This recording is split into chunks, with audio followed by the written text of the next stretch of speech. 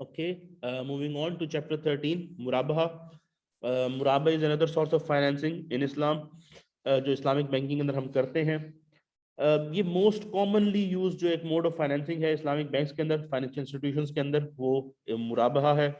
मुराबहा is a particular kind of sale where the seller expressly tells you the cost of the product sold. ठीक है, मुराबा के अंदर आप basically एक cell ऐसी कर रहे हैं जिसके अंदर जो बायर है उसको आप कॉस्ट डिस्क्लोज कर देते हैं कि मैंने इतने में खरीदा है, मैं तुम्हें इतने में बेचूंगा आगे. ठीक है, ये मेजॉरिटी बैंक्स इसको प्रैक्टिस करते हैं बिकॉज जब कोई आपसे फाइनेंसिंग के लिए आता है बैंक के अंदर, तो अगेन उसको कोई चीज खरीदनी है, वर्किंग कैपिटल की फाइनेंसिंग करनी है, रॉ मटेरियल खरीदना है, तो कोई भी ऐसी चीज खरीदनी है, तो बैंक कहता है कि ठीक है हम ही आपको चीज खरीद कर दे देते हैं, हम आपको लोन नहीं दे सकते, हम आपको ये चीज खरीद कर बेच देते हैं. ठीक है, अब आप उसकी पेमेंट अगेन इंस्टॉलमेंट्स में कर दें. ठीक है, तो वो उसके अकॉर्डिंगली आज उसकी प्राइस तय हो जाएगी. लेकिन यहां पर ये होता है कि बैंक उसकी कॉस्ट डिस्क्लोज कर देता है कि मैंने इतने में खरीदा है, मैं आपको इतने में बेचूंगा. So murabaha is a particular kind of sale where the seller expressly mentions the cost of the sold commodity and sells it to the buyer by adding some profit thereon. Thus, murabaha is not a loan given on interest; it is a sale of a commodity for hand to hand or deferred prices. Again, ये hand to hand भी हो सकता है, deferred, लेकिन क्योंकि bank के पास usually financing के लिए तो ये इसके अंदर defer ही हो रही होती है प्राइसिंग.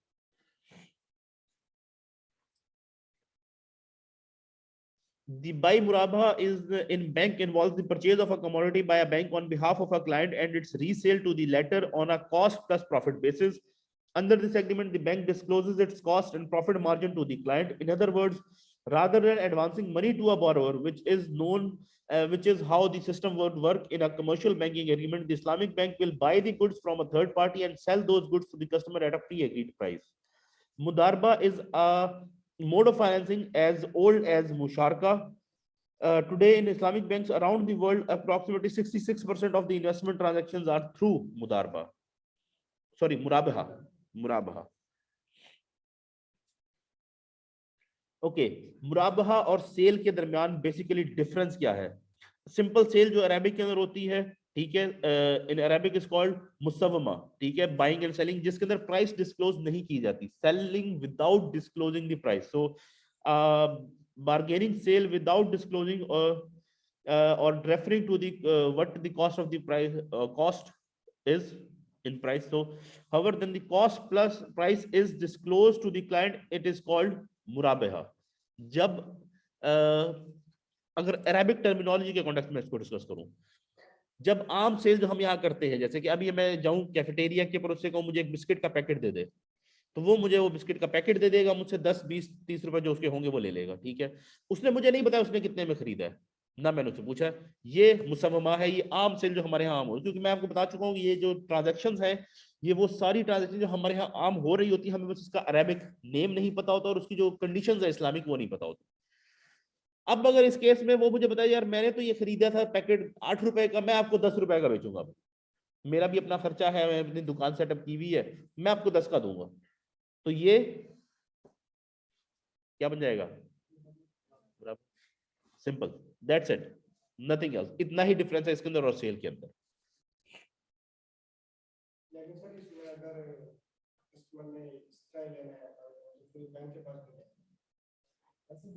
इंटरेस्टिंग, यही बात है जो मैंने अभी थोड़ी देर पहले कही है.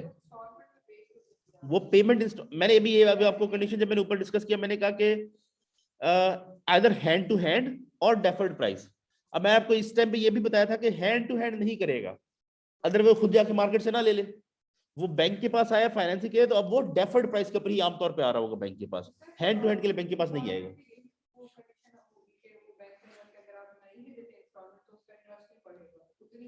प्राइस चेंज नहीं हो सकती, चैरिटी वाला वही इशू रहेगा, जो चैरिटी करनी होती है वो वही रहेगा, जो प्राइस है वो चेंज नहीं हो सकती.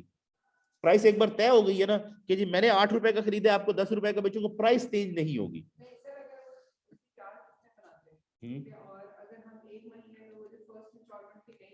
ठीक है,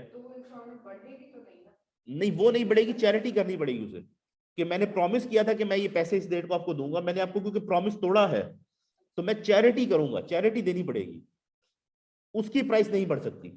इंस्टॉलमेंट की अमाउंट वही रहेगी, उसको वही पे करनी है।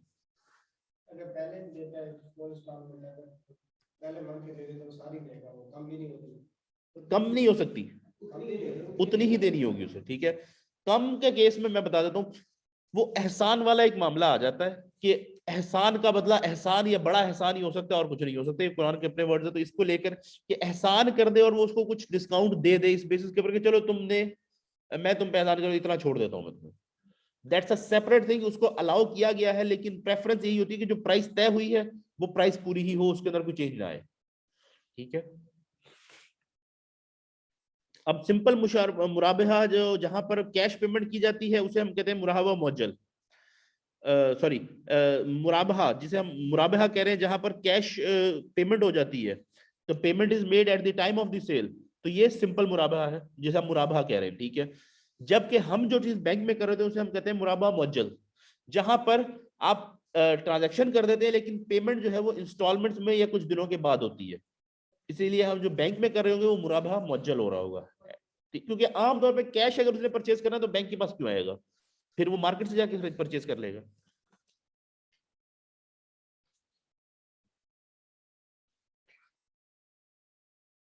अब ओके, डिफरेंस बिटवीन मुराबहा एंड कन्वेंशनल फाइनेंसिंग। कन्वेंशनल के अंदर कर्ज दिया जाता है, बेसिकली कॉन्ट्रैक्ट होता है जो लोन का होता है, जबकि मुराबहा के अंदर जो ट्रांजैक्शन होती है वो सेल की ट्रांजैक्शन होती है, वो लोन की ट्रांजैक्शन नहीं होती। Compensation in the form of interest ली जाती है कन्वेंशनल के अंदर, जबकि यहाँ पर compensation as a price of goods के अंदर जो इंक्रीज किया वो प्रॉफिट की टर्म्स के अंदर कंपनसेशन ली जाती है कि ये इतने की मैंने खरीदी है, इतने परसेंट मैं प्रॉफिट ऊपर लूंगा, इसका मेरे ये प्रॉफिट होगा। एक इंपॉर्टेंट चीज, कन्वेंशनल के अंदर बैंक का कोई ओनरशिप के अंदर रिस्क इन्वॉल्व नहीं होता एसेट के अंदर, जबकि इस्लामिक बैंक के अंदर जब वो ओनरशिप ले रहा है उसका रिस्क भी एज्यूम करेगा। अगर एसेट को कोई नुकसान हो जाता है तो वो रिस्क बैंक का होगा, जब तक कि वो उस एसेट को कस्टमर को ट्रांसफर नहीं कर देता।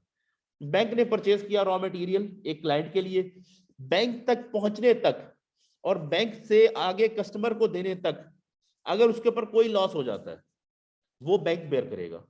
फ्लड आ गया, कोई आग लग गई, कोई नेचुरल कैलेमिटी के अंदर नुकसान हो गया, किसी भी तरह का इशू हो गया, स्ट्राइक हो गई, स्ट्राइक के दौरान उन्होंने कंटेनर पकड़ के रोड पे लगा दिया, उसको आग लग गई, लॉस हो गया, चोरी हो गया, ये तमाम नुकसान बैंक बेयर करेगा जब तक कि वो क्लाइंट को डिलीवर नहीं कर देता।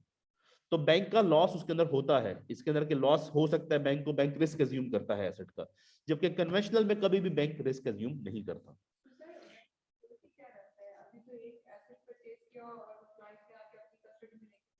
या सबसे पहली चीज वो एसेट इटसेल्फ, वो जो एसेट है वो परचेज किया है, वो एक अच्छी अमाउंट का एसेट है ना, उस अमाउंट को परचेज किया। अच्छा चला जाएगा मतलब ये थोड़ी कि वो मुल्क छोड़ के चला जाएगा, उसकी कोई एक वो होगी ना बिल्डिंग जो फैक्ट्री है, या वहां पर उसने रॉ मटेरियल कहीं रखना तो है ना, या तो अपना को फिनिश गुड्स की इन्वेंटरी पड़ी है वो प्लेज करवा सकता है साथ में, कोई रॉ मटेरियल की इन्वेंटरी और पड़ी है, बैंक सिक्योरिटी ले सकता है। सिक्योरिटी के प्रोलमा का कहना है कि कोई इशू नहीं है, बैंक सिक्योरिटी के तौर पे कोई भी चीज ले सकता है, सिक्योरिटी के तौर पे उनके पास कोई ऐसी सिक्योरिटी को शेयर्स पड़े किसी चीज के वो दे सकते हैं, सिक्योरिटी के तौर पे वो अपना कोई एसेट प्लेज करा सकते हैं कि हमारी फैक्ट्री हम प्लेज कर रहे हैं। आमतौर पे इस तरह की फाइनेंसिंग के अंदर जहां रॉ इन्वेंट्री, ये बेसिकली इन्वेंट्री वगैरह की फाइनेंसिंग के लिए ज्यादा यूज होता है, ठीक है। उस केस के अंदर वो जो आइटम है वो इटसेल्फ प्लेज किया जा सकता है। प्लेज का मतलब ये नहीं है कि बैंक की अपनी पोजेशन में हो, तो वो उसके एसेट्स के अंदर से ये चीज जो है वो बैंक के पास प्लेज होगी ना, सिक्योर तो है ना, ये एक एसेट है परचेज किया हुआ बैंक ने, उसके पास पड़ा हुआ है, चाहे उसकी अपनी जगह पे पड़ा हुआ है, एक एसेट है जो पड़ा हुआ है।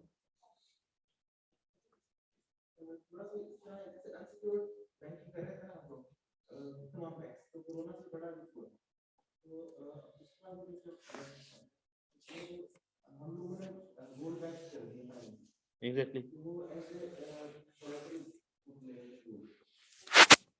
माइक्रो फाइनेंस में तो लेते हैं, यूजुअली लेते हैं।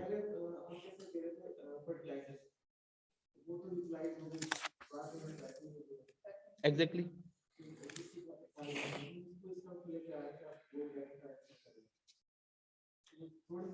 स्पेशली माइक्रो फाइनेंस के केस के अंदर ये हो रहा है आप तो एनआरएसपी का मुझे पता चला कि नहीं कर रहे, लेकिन मैंने जितने पहले माइक्रो फाइनेंस बैंक्स के साथ मैंने जितना जो मेरी स्टडी हुई है माइक्रो फाइनेंस, मैंने काफी काम किया हुआ है, वो यूजुअली गोल्ड बैक लोन देते हैं।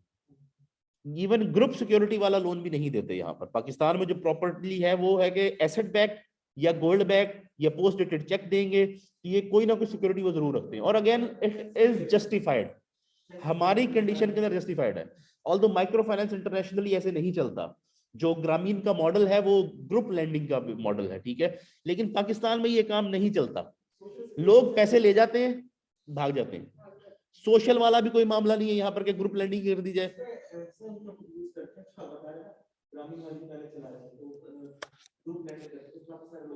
या इसमें ना वन मैन सीईओ का कांसेप्ट था। ओके, वो एक होता था मोटिवेटर, बिल्कुल।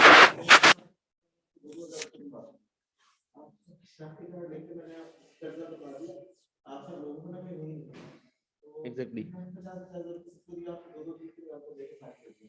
लेकिन बुक्स में आपका नाम है, मैंने किसी बात को पकड़ ना पाया। एग्जैक्टली, यहाँ तो ये बड़ा हुआ। एग्जैक्टली, तो बहुत इस तरह एग्जैक्टली बहुत सारे बैंक्स को इस तरह से लॉस हो रहे, तो ये मॉडल जो है पाकिस्तान में चल नहीं सके हैं। तो इसलिए ये जो अब जो मैंने नोटिस किया है वो ज्यादातर गोल्ड बैक्ड ही है, कि गोल्ड आप अपना रिजर्व के रखवाएं, कोई एसेट है आपके पास, कोई घर है, मकान है, कोई प्लेज करवाएं हमारे पास जरूर, तभी लोन मिलता है। Again changes charges penalty in the case of late payment, जबकि इस्लामिक बैंक पेनल्टी चार्ज नहीं कर सकता, लेकिन डेफिनेटली चैरिटी का प्रॉमिस होता है तो चैरिटी करवाते हैं, फॉर श्योर करवाते हैं। ओके, मुशारका के रूल्स या उसकी ट्रांजैक्शन, बेसिकली जो भी उसके रूल्स हैं ट्रांजैक्शन है, कि उसको मैं एक बार पहले जनरल आपको समझा देता हूँ, फिर मैं ये रूल्स को थॉरोली एक बार डिस्कस, ताकि कोई चीज अगर मुझसे मिस हो गई है तो वो हम कवर कर लें। क्लाइंट बैंक के पास आया कि मुझे इस चीज के लिए फाइनेंसिंग चाहिए, बैंक उसे कहता है कि ठीक है, हम तुम इसकी फाइनेंसिंग तो नहीं कर सकते, हम तुम्हें ये चीज परचेज कर दें। जैसे कि धागा परचेज करना है, अगर किसी ने, किसी की कॉटन की मिल है, मिल बेसिकली वो कॉटन का फैब्रिक बनाता है, अब फैब्रिक बनाने के लिए उसे कॉटन का धागा चाहिए, यान चाहिए, तो वो कोई भी कॉटन का है या मिक्स फैब्रिक का है, या जैसे कि ये सिंथेटिक, ठीक है, फैब्रिक यान आता है आजकल, तो उसे वो यान चाहिए। अब वो बैंक के पास है, बैंक ने कहा जी हम आपको ये यान परचेज करके दे सकते हैं, और आप इसकी पेमेंट हमें इंस्टॉलमेंट में कर दीजिएगा, नो प्रॉब्लम, ठीक है, ये मुराबा मज्जल हो जाएगा। अब उसके साथ जब ये एग्रीमेंट हो तो बैंक उसको बता दे कि भाई आप हमारे एजेंट बन जाए, क्योंकि जब बैंक लेने जाता था ना, ये बैंक ने किया इस्लामिक बैंक से शुरू के अंदर, बैंक लेने चला गया एसेट, बैंक का एजेंट गया, वो परचेज करके आ गया, क्लाइंट ने कह दिया हमें तो ये वाला धागा चाहिए नहीं, या तो ये बहुत लो क्वालिटी का आप ले आए, आपको पता ही नहीं है कैसे लेते हैं, धागा कहाँ से लेना था, ठीक है, या फिर आपका जो ये धागा है आप लाए जिस क्वालिटी का है, ये उस हिसाब से बहुत महंगा ले आए हैं, ये धागा तो इतने में मिलता है, ये लेट्स वो 100 रुपए किलो मिलता है, आप 200 रुपए किलो लेकर आए हैं, ठीक है। और एक और चीज हो जाती थी कि जी ओहो हो आप इतनी अच्छी क्वालिटी का धागा लिए, पाकिस्तान में तो बिकता ही नहीं ये वाला धागा, यहाँ तो लो क्वालिटी का माल बिकता है भाई, ये तो आप क्वालिटी बहुत अच्छी ले, ये तो एक्सपोर्ट भी नहीं होती हमारे यहाँ से, तो ठीक है। तो इन सारे मसलों का हल उन्होंने निकाला कि जी वो जो क्लाइंट आया उसको ये अपना एजेंट बनाए, उससे क्या भाई, क्योंकि तुम्हारा तजुर्बा इस सेक्टर का और तुम्हें पता है कौन सा धागा लेना है, तुम अब से हमारे एजेंट हो। अब सारे एग्रीमेंट, इसलिए अगेन ये कंडीशन ये इसलिए मैंडेटरी होती है इस्लामिक बैंक के अंदर कि आप सारे एग्रीमेंट साइन नहीं करते, आप पहला एग्रीमेंट जिसके साथ साइन करते हैं एक प्रॉमिस हो जाता है, ठीक है, कि मैं तुमसे ये धागा खरीदूंगा, मैं तुम्हें ये धागा बेचूंगा, ये प्रॉमिस हो जाता है आपस में। अब उससे एग्रीमेंट ही होता है कि मैं आपको अपना एजेंट बना रहा हूं, एजेंसी का एग्रीमेंट साइन होता है, क्लाइंट एजेंट बनता है, बैंक के बिहाफ पे जाता है, धागा देखता है, परचेज करता है, बैंक को बता दीजिए ये वाला धागा मैंने ऑर्डर कर दिया है, बैंक उसको डीडी बना देता है, आमतौर पे कैश नहीं दिया जाता, बैंक डीडी बना देगा उसके नाम का जिसने धागा देना है, और उसको ही डीडी डायरेक्टली जाएगा। अब इस केस के अंदर भी जैसे आपका एनआरएसपी का है, इन्हीं से मेरी बात हो रही थी, वो मुझे बता रहे थे कि इस केस के अंदर इनके जो मुफ्ती साहब है वही शेयर कर रहे थे हमसे कि हमने दे दिए, हम जब देते हैं लोन, अब क्योंकि जब माइक्रो लोन जब दे रहे होते हैं ना तो बहुत छोटी अमाउंट होती है, उस केस में बैंक खुद डायरेक्टली सप्लायर को पेमेंट नहीं कर सकता, ठीक है, तो बैंक कैश दे देता था। एनआरएसपी की ही एग्जांपल मुझे दे रहे थे कि हमने कैश दे दिया, तो पता ही चला एक सप्लायर ने किया ये कि वो शूज का सप्लायर, शूज बेचता था एक दुकानदार, उसने कहा जी कि मैंने जूते खरीदने हैं तो मुझे इसके लिए पैसे चाहिए, तो बैंक ने उसको फाइनेंसिंग कर दी। अब क्योंकि इतना छोटा लोन था तो ये यूजुअली लाख डेढ़ एक, तो ये इतनी इतनी अमाउंट का हम कैसे डीडी सप्लायर को दें, उसने हमें वाउचर प्रोवाइड किए और हमने उसकी बेसिस के ऊपर उसको पैसे दे दिए। जब वहां पर ऑडिट, क्योंकि शरिया का ऑडिट होता है, शरिया विजिट होती है, वो कहते जब हम उस बिजनेस में गए, हमने जाके चेक किया शरीयत कमेटी ने, तो उन्होंने देखा कि जी उससे जब बात की तो उसने बताया कि जी ये वाचर उसने पुराने थे लिए, पुराने वाचर के ऊपर डेट चेंज की, हमें देकर हमसे कैश ले लिया, उस कैश से जाके उसने अपना बिल पे कर दिया बिजली का, उसके पास बिजली का बिल पे करने के पैसे नहीं थे, क्योंकि ये ट्रांजैक्शन अब शरिया के कॉन्टेक्स्ट में मुराबा के अंदर नहीं आ सकती थी, ये ट्रांजैक्शन को एक्सक्लूड किया गया, ठीक है, फासिद कर दिया गया इसको। अब ये इसका जो प्रॉफिट है वो भी बैंक की इनकम का पार्ट नहीं बन सकता, ठीक है। इसी तरह से अब ये जो भी है, इसके बाद से बैंक ने पॉलिसी बनाई कि हम कैश नहीं देंगे, हम प्रेफर करेंगे कि हम कैश डायरेक्टली सप्लायर को ही पे करें, ठीक है। सो इस तरह के इश्यूज आ जाते हैं, इसलिए आमतौर पर डीडी सप्लायर के नाम का ही बनता है ताकि उसी को पेमेंट हो डायरेक्टली, तो वो डीडी बनाकर उसको पेमेंट कर देता है बैंक के बिहाफ के ऊपर, और वो सामान बैंक का एजेंट बनकर रिसीव करके ले आता है। अब अगर इट्स अप टू देम कि बैंक उसको कहे कि अपनी प्रेमिसेस पे ले जाओ या हमारे पास ले, बैंक का एक एजेंट उसके साथ चला जा सकता है, नहीं तो वो बैंक का एजेंट होता ही है, कोई इशू नहीं है। इस एजेंसी के अगेंस्ट बैंक कभी कभी उसको कोई फी भी पे कर देता है, क्योंकि एजेंट बनाया ना, तो चंद हजार रुपए उसको as a fee of agency pay कर दी जाती है। अब जिस टाइम पे उसने वो हैंड ओवर किए, गुड्स हैंड ओवर लिए उससे सप्लायर से, उस वक्त से लेकर जब तक कि ये एग्रीमेंट साइन नहीं हो जाता, क्योंकि बैंक के पास जब ये आ जाएंगे, बैंक अब उसको ऑफर करेगा, चाहे बैंक की प्रेमिसेस के ऊपर हो या क्लाइंट की प्रेमिसेस के ऊपर हो, वो मिक्स नहीं कर सकता अपने इन्वेंट्री के अंदर, उसे सेपरेट रखिएगा। बैंक उसको ऑफर करेगा कि जी मेरे पास ये चीज आई हुई है, अगर आपने परचेज करनी है तो इस रेट के ऊपर मैंने खरीदी है, इसके अंदर इतने % मैं आपसे प्रॉफिट चार्ज करूंगा, इतने पे मैं आपको बेचने को तैयार, क्या आप खरीदने को तैयार हैं? तो अब ये एग्रीमेंट परचेज का, सेल परचेज का होगा, तब वो एक्सेप्ट करेगा। जब तक वो एसेट अब उसके पास नहीं पहुंच जाता, ये एग्रीमेंट नहीं हो जाता, उस एसेट का रिस्क बैंक का है। रास्ते में कोई नुकसान हो जाए, जैसे कि हमारे यहाँ अक्सर रोड एक्सीडेंट्स हो जाते हैं, चीजें डैमेज हो जाती हैं, वो एक ऑयल कंटेनर वाला इंसिडेंट हुआ था, वो सारे आग लगी है, रास्ते में वो ट्रक जा रहा था उसको आग लगी, बैंक का लॉस, किसी भी तरह से उसको कोई डैमेज हो जाता है, ये लॉस बैंक का होता है, ये रिस्क बैंक एज्यूम करता है, इसीलिए इसको इस्लामिक बैंकिंग के अंदर समझा जाता है कि ये कन्वेंशनल नहीं है, ये इंटरेस्ट बेस्ड बैंकिंग नहीं है। तो उतनी देर बैंक का लॉस होता है, बैंक की कोशिश होती है जल्दी से जल्दी इसको आगे ट्रांसफर करके अपना लॉस का जो चांस है वो घटाया जाए। तो एज सुन एज पॉसिबल वो बैंक को पता चलता है, बैंक उसको ऑफर करता है कि भाई ये तुमने खरीदना है, हमारे पास माल आया पड़ा है, तुमने खरीदना है तो इस रेट के ऊपर हम तुम्हें देने को तैयार है, हमने इस पे खरीदा है, वो एग्रीमेंट हो जाता है। उसके बाद वो माल उस तक पहुंचा, अब वो उसको अपने एसेट्स के अंदर अपनी इन्वेंट्री में मिक्स कर सकता है, इससे पहले वो मिक्स नहीं कर सकता।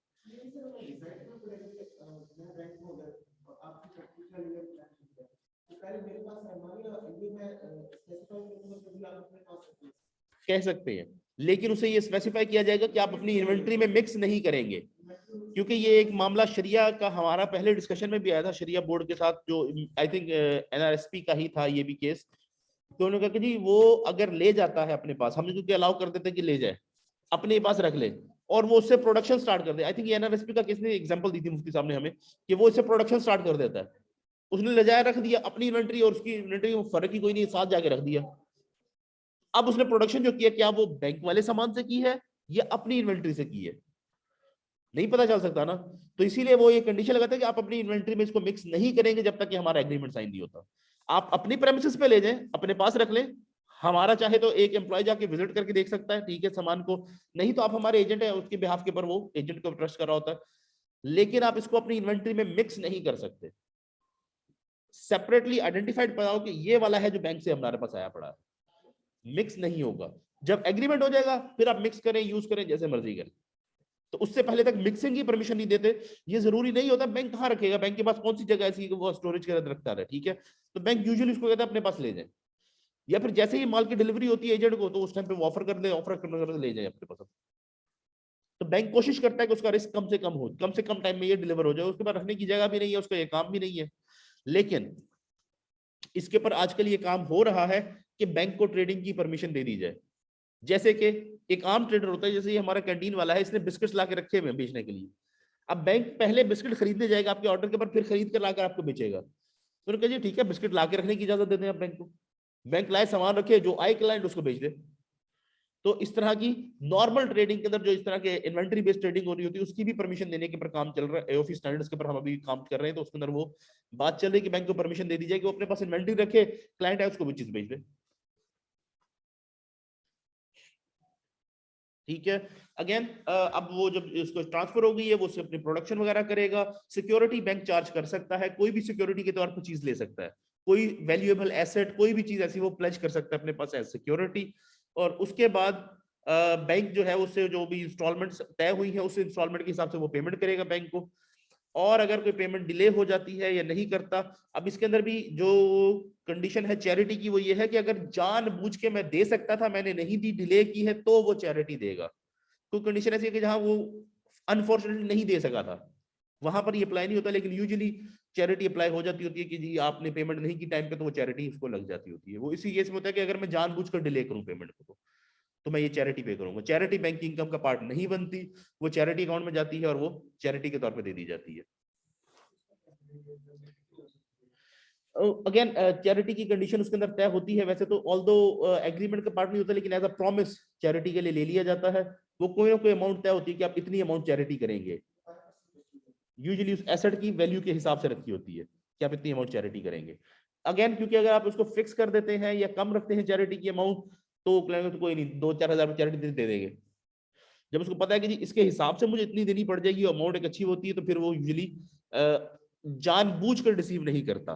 ऑल्दो मैं चैरिटी के अगेंस्ट हूं, लेकिन मैं मुफ्ती साहब के इस फतवे से अगेंस्ट भी नहीं जा सकता कि जी चैरिटी खत्म कर दी जाए, क्योंकि हमारे यहाँ लोग आई डोंट नो, कुछ हमारा अपने रिलीजन का भी नॉलेज कम है, कुछ हमारी अपनी एथिक्स भी कमजोर है। अगर एक बार पैसा ले जाए कोई, दोबारा वापस देने को तैयार नहीं होता। ठीक है ना, मैंने किसी को आज तक नहीं देखा जो खुद टाइम पर आके पैसे वापस दे जाए।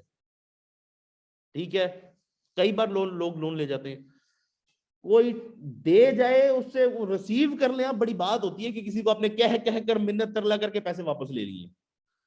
जबकि क्यों, रीजन सादा सी है, हम होली कुरान को अरेबिक में पढ़ते हैं ना, हमने कभी उसको पढ़ा ही नहीं मीनिंग के साथ या अरेबिक नहीं समझी।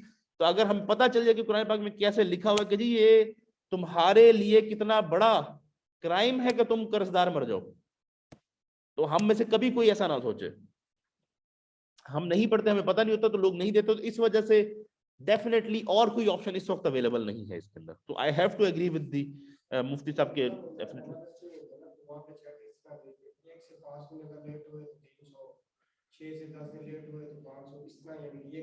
अगेन चैरिटी की अमाउंट तय हो सकती है, क्योंकि चैरिटी उसको डिसिप्लिन में रखने के लिए रखी गई है, तो चैरिटी की अमाउंट हो सकती है, लेकिन यूजुअली ये percentage of the asset financed होगी, कि उसकी कोई परसेंटेज हो,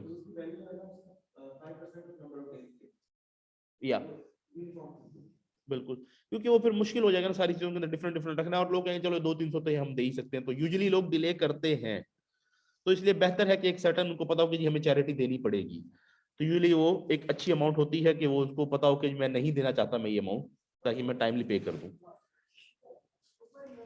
अब इसमें सेल की तमाम कंडीशंस का पूरा होना जरूरी है, जो हमने सेल के टाइम पे डिस्कस की थी, आप सबको याद हो कि प्रोडक्ट की क्या कंडीशंस होती है, बायर और सेलर की क्या कंडीशन होनी चाहिए, दोनों सेम होने चाहिए, कोई इनसेन नहीं होना चाहिए, दोनों को rules and terms and conditions clear होनी चाहिए, कोई चीज भी फासिद नहीं होनी चाहिए इसके अंदर।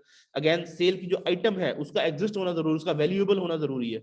चीज एग्जिस्ट ही नहीं करती, हमने सेल कर दी, चीज की वैल्यू ही कोई नहीं है, मैं दिए तुम्हें यहाँ से ना ये 2 किलो मिट्टी उठा के दे देता हूँ, पत्थर यहाँ पड़े हुए उठा के दे देता हूँ, रोड साइड पे पड़े हैं, यहाँ पर साइड पे पत्ते पड़े हुए दरख्त के गिरे हुए वो उठा के दे देता हूँ, मेक्स नो सेंस। ठीक है, चीज की वैल्यू होनी चाहिए कोई जो चीज बेची जा रही है, या फिर वो डिटरमिन या ओनेबल या उसकी ओनरशिप ली जा सकती है।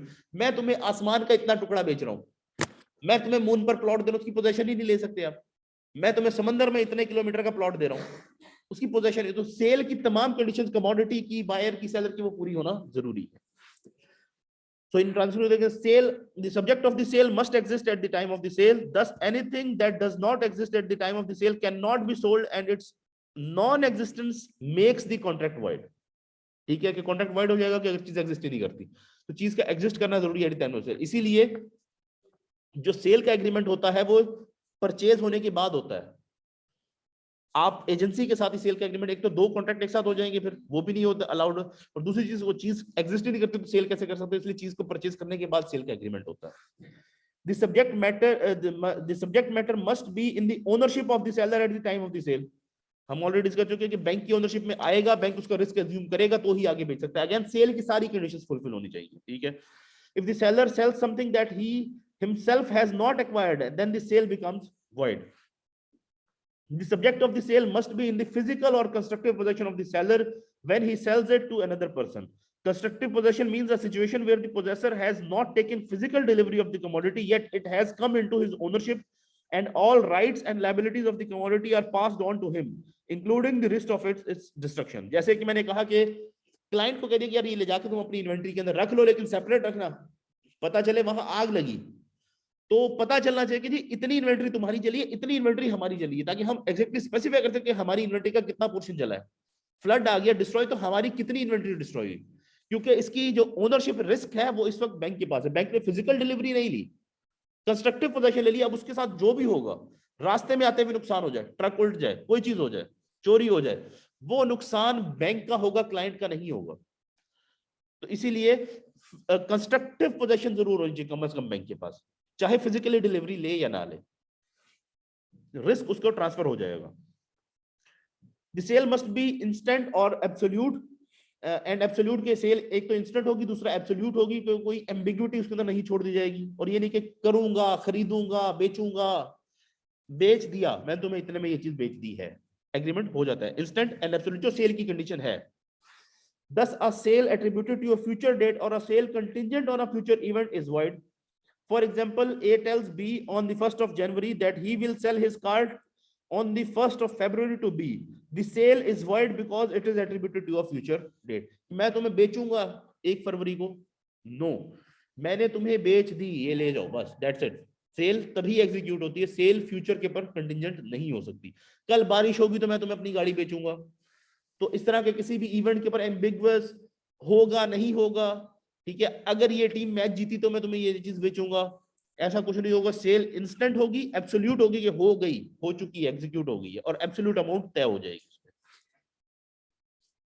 यहां तक के प्राइस के अंदर भी फर्क नहीं रह सकता, प्राइस तय हो जाएगी, भाई ये चीज मैंने खरीदी है, मैंने लेट्स सपोज 1 लाख की खरीदी है, मैं तुम्हें 1,20,000 में बेच रहा हूं, तो वो प्राइस तय हो जाएगी, इसके अंदर भी डिफरेंस नहीं होगी। यहां तक कि ये डिफरेंस भी नहीं हो सकता कि अगर तुम 6 महीने में पेमेंट करोगे तो 1,20,000 की, अगर 1 साल में पेमेंट करोगे तो 1,30,000 की। अभी तय हो जाएगा पेमेंट किस टाइम पीरियड में होगा, वो बताइए जी मैंने 1 साल में करनी है, ठीक है जी, 1,30,000 रुपए में प्राइस तय हो गई, बिकेगी। ये नहीं होगा कि कल को वो 6 महीने में पेमेंट करके कहे जी मुझे 1,20,000 की तरफ दे दो, प्राइस 1,30,000 तय हो गई थी, साल के अंदर वो उसी प्राइस के ऊपर ही रहेगी, वो प्राइस चेंज नहीं होगी। The subject matter should be a property of value. Thus, a good having no value cannot be sold or purchased. मैं already discuss कर चुका हूँ कि जिसकी value नहीं है वो purchase और sale नहीं हो सकता। The subject of sale should not be a thing used for a non or un-Islamic purpose. कोई भी un-Islamic चीज जो है वो allowed नहीं है sale करना। The subject of sale must be specifically known and identified to the buyer. For example, A, the owner of an apartment building, says to B that he will sell an apartment to B. Now the sale is void because the apartment to be sold is not specifically mentioned or pointed out to the buyer. यहां तक के apartment building किसी ने बनाई, 50 apartments है उसके अंदर, ठीक है, वो ले जाता, नीचे के कुछ बने हुए भी ऊपर के बने नहीं है, या इवन बन भी गए हैं, वो नीचे का एक अपार्टमेंट दिखा देता है कि जी ये अपार्टमेंट है ना, इस जैसा एक अपार्टमेंट मैं तुम्हें दूंगा। ये भी अलाउड नहीं है। जो स्पेसिफिक अपार्टमेंट बेचना है उस अपार्टमेंट पे ले जाके उसको दिखा देगा कि भाई इस फ्लोर का ये वाला अपार्टमेंट तुम्हें बेच रहा हूं, ये देख लो इसको, क्योंकि डेफिनेटली एक ग्राउंड फ्लोर के अपार्टमेंट और ऊपर के फ्लोर के अपार्टमेंट में कोई फर्क होगा, तो उसको दिखा देना, एसेट को आइडेंटिफाई कर देना जरूरी है कि ये चीज बेच रहा हूं भाई तुम्हें मैं, या और एटलीस्ट अगर कोई स्पेसिफाइड चीज है तो स्पेसिफिकेशन उसकी तय हो जाना कि लेट्स सपोज जी 1,000 मोबाइल फोन बेचूंगा ये वाली स्पेसिफिकेशन के, इस कंपनी के, इस मॉडल के, इतनी जीबी मेमोरी वाले, ताकि वो क्लियर हो, कल को उसमें फर्क ना आ जाए। The delivery of the sold commodity to the buyer must be certain and should not depend on a contingency or chance.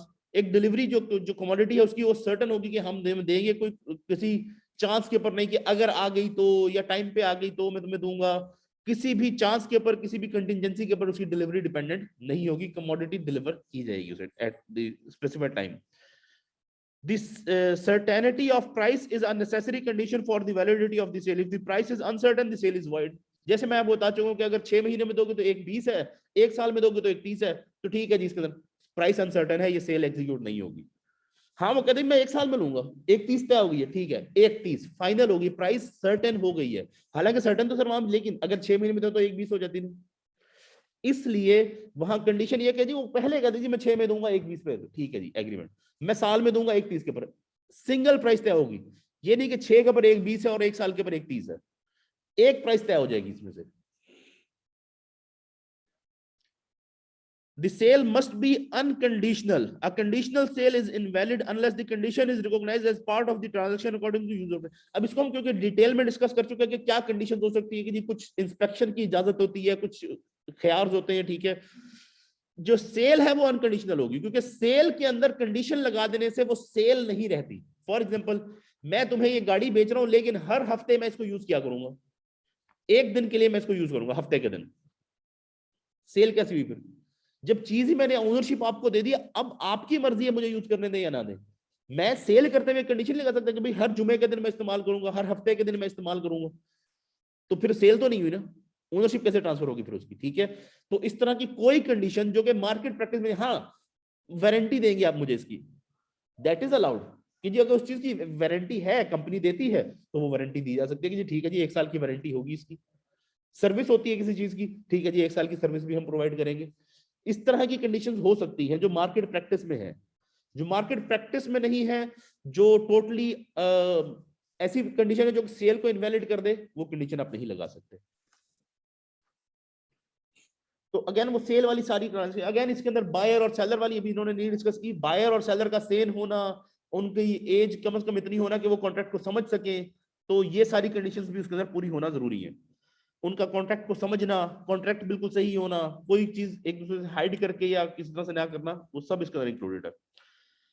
Then step by step मुराबा फाइनेंसिंग, ऑल्दो मैं ये स्टेप्स आपको सारे बता चुका हूं कि किस तरह होगी, मैं एक बार इसकी जो प्रोसीजर है इनके अकॉर्डिंग वो भी बता दूं। 5 steps needed to be followed in मुदारबा financing. The client and the institution sign an overall agreement whereby the institution promises to sell the commodity and the client promises to buy it from time to time at an agreed rate of profit added to the cost. This agreement may specify the limit up to which the facility may be availed.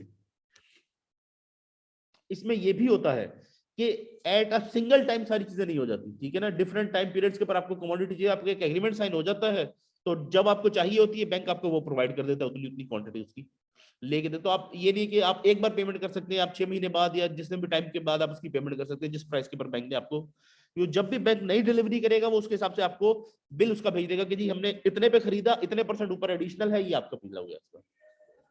तो ये facility तय हो सकती है, लेकिन basically सबसे पहली चीज ये होती है, क्योंकि बैंक ये नहीं करेगा कि आपको एजेंट बनाकर फॉरेन मार्केट में भेज देगा जाओ ले आओ।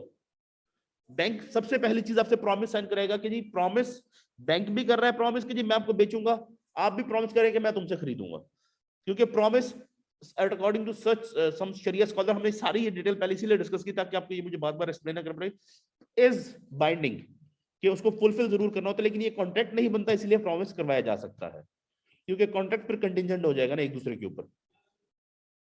पहली चीज प्रॉमिस ले लिया जाएगा, देन क्लाइंट से प्रॉमिस लेने के बाद एजेंसी का एग्रीमेंट साइन होगा कि बैंक क्लाइंट को अपना एजेंट बना रहा है और उससे कह रहा है कि जाके मेरे बिहाफ के ऊपर चीज खरीद कर ले आओ।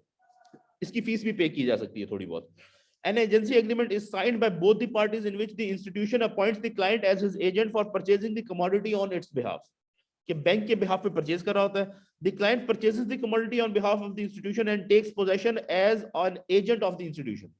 तो बैंक उसकी जो पोजेशन है वो क्लाइंट ले लेता है, वो उसका एजेंट के तौर पे ले रहा होता है, तो ये बैंक की पोजेशन में आ जाती है। प्रॉमिस बैंक लेता है, कंपल्सरी ले लेता है। ये नहीं पॉसिबल कि बैंक प्रॉमिस ना ले और कमोडिटी खरीद ले जाके, कल को क्लाइंट ना ले उससे। प्रॉमिस की बेस के ऊपर बैंक कम से कम उसको लॉ में तो लेके जा सकते भाई इसकी वजह से। मैं वजह बताता हूँ, ये हमने जब शुरू में डिस्कस किया था, आई डोंट नो आपने वो लेक्चर सुने कि नहीं। प्रॉमिस की वजह से कोई नुकसान हो गया बैंक को, तो नुकसान की हद तक पैसा बैंक उससे क्लेम कर सकता है कि भाई मैंने ये चीज खरीदी, इसने मुझसे प्रॉमिस किया मैं तुमसे घोड़ा खरीदूंगा, ठीक है जी। तो इसने कहा जी कि मैं तुमसे 2 लाख रुपए में घोड़ा खरीदूंगा, मुझसे प्रॉमिस किया इसने 1 महीने बाद। इस बेस पे मैं जाकर मार्केट से 1.5 लाख का घोड़ा खरीद लाया। जब महीना गुजरा, मैंने से कहा कि भाई वो तुमने घोड़ा खरीदना था, तो इसने कहा जी मैं तो नहीं खरीदता। तो मैं वो घोड़ा मार्केट में ले गया, मेरा उसके ऊपर खर्चा भी हुआ उस दौरान, और मार्केट में वो घोड़ा बिका 1 लाख का। मुझे 50,000 का नुकसान हुआ उसके वो खरीद और बेच के ऊपर ही सिर्फ। और अगर उसको फीड वगैरह का कोई नुकसान है प्रॉपर, वो भी इंक्लूडेड होगा, लेकिन फिलहाल फीड का हम इग्नोर कर देते हैं। ये जो 50,000 का नुकसान हुआ है, ये प्रॉमिसर के लिए देना जरूरी है इन इस्लामिक लॉ। कि जिसने प्रॉमिस किया था और वादा तोड़ा, खिलाफी की, जो नुकसान उसकी वजह से दूसरे बंदे को वो नुकसान दे रहा, ऑल्दो उसका नुकसान तो वैसे तो हुआ 2 लाख 1 लाख का, क्योंकि उसने कहा 2 में खरीदूंगा, लेकिन क्योंकि ये फिजिकल नुकसान है, नुकसान फिजिकली उसको 50,000 का हो, तो 50,000 का नुकसान उसको पे करना जरूरी है। इसलिए बैंक पहले प्रॉमिस ले लेता है कि हम खरीद लें, कल को क्लाइंट मुकर जाए तो जो इसके वापस बेचने पे या जो भी हमारा खर्चा होगा, हमारा नुकसान होगा, वो कम से कम क्लाइंट लायबल तो होगा, उसको कोर्ट में तो लेके जा सकते हैं कम से कम। इसलिए बैंक प्रॉमिस जरूर करवाता है, कंपलसरी होता है।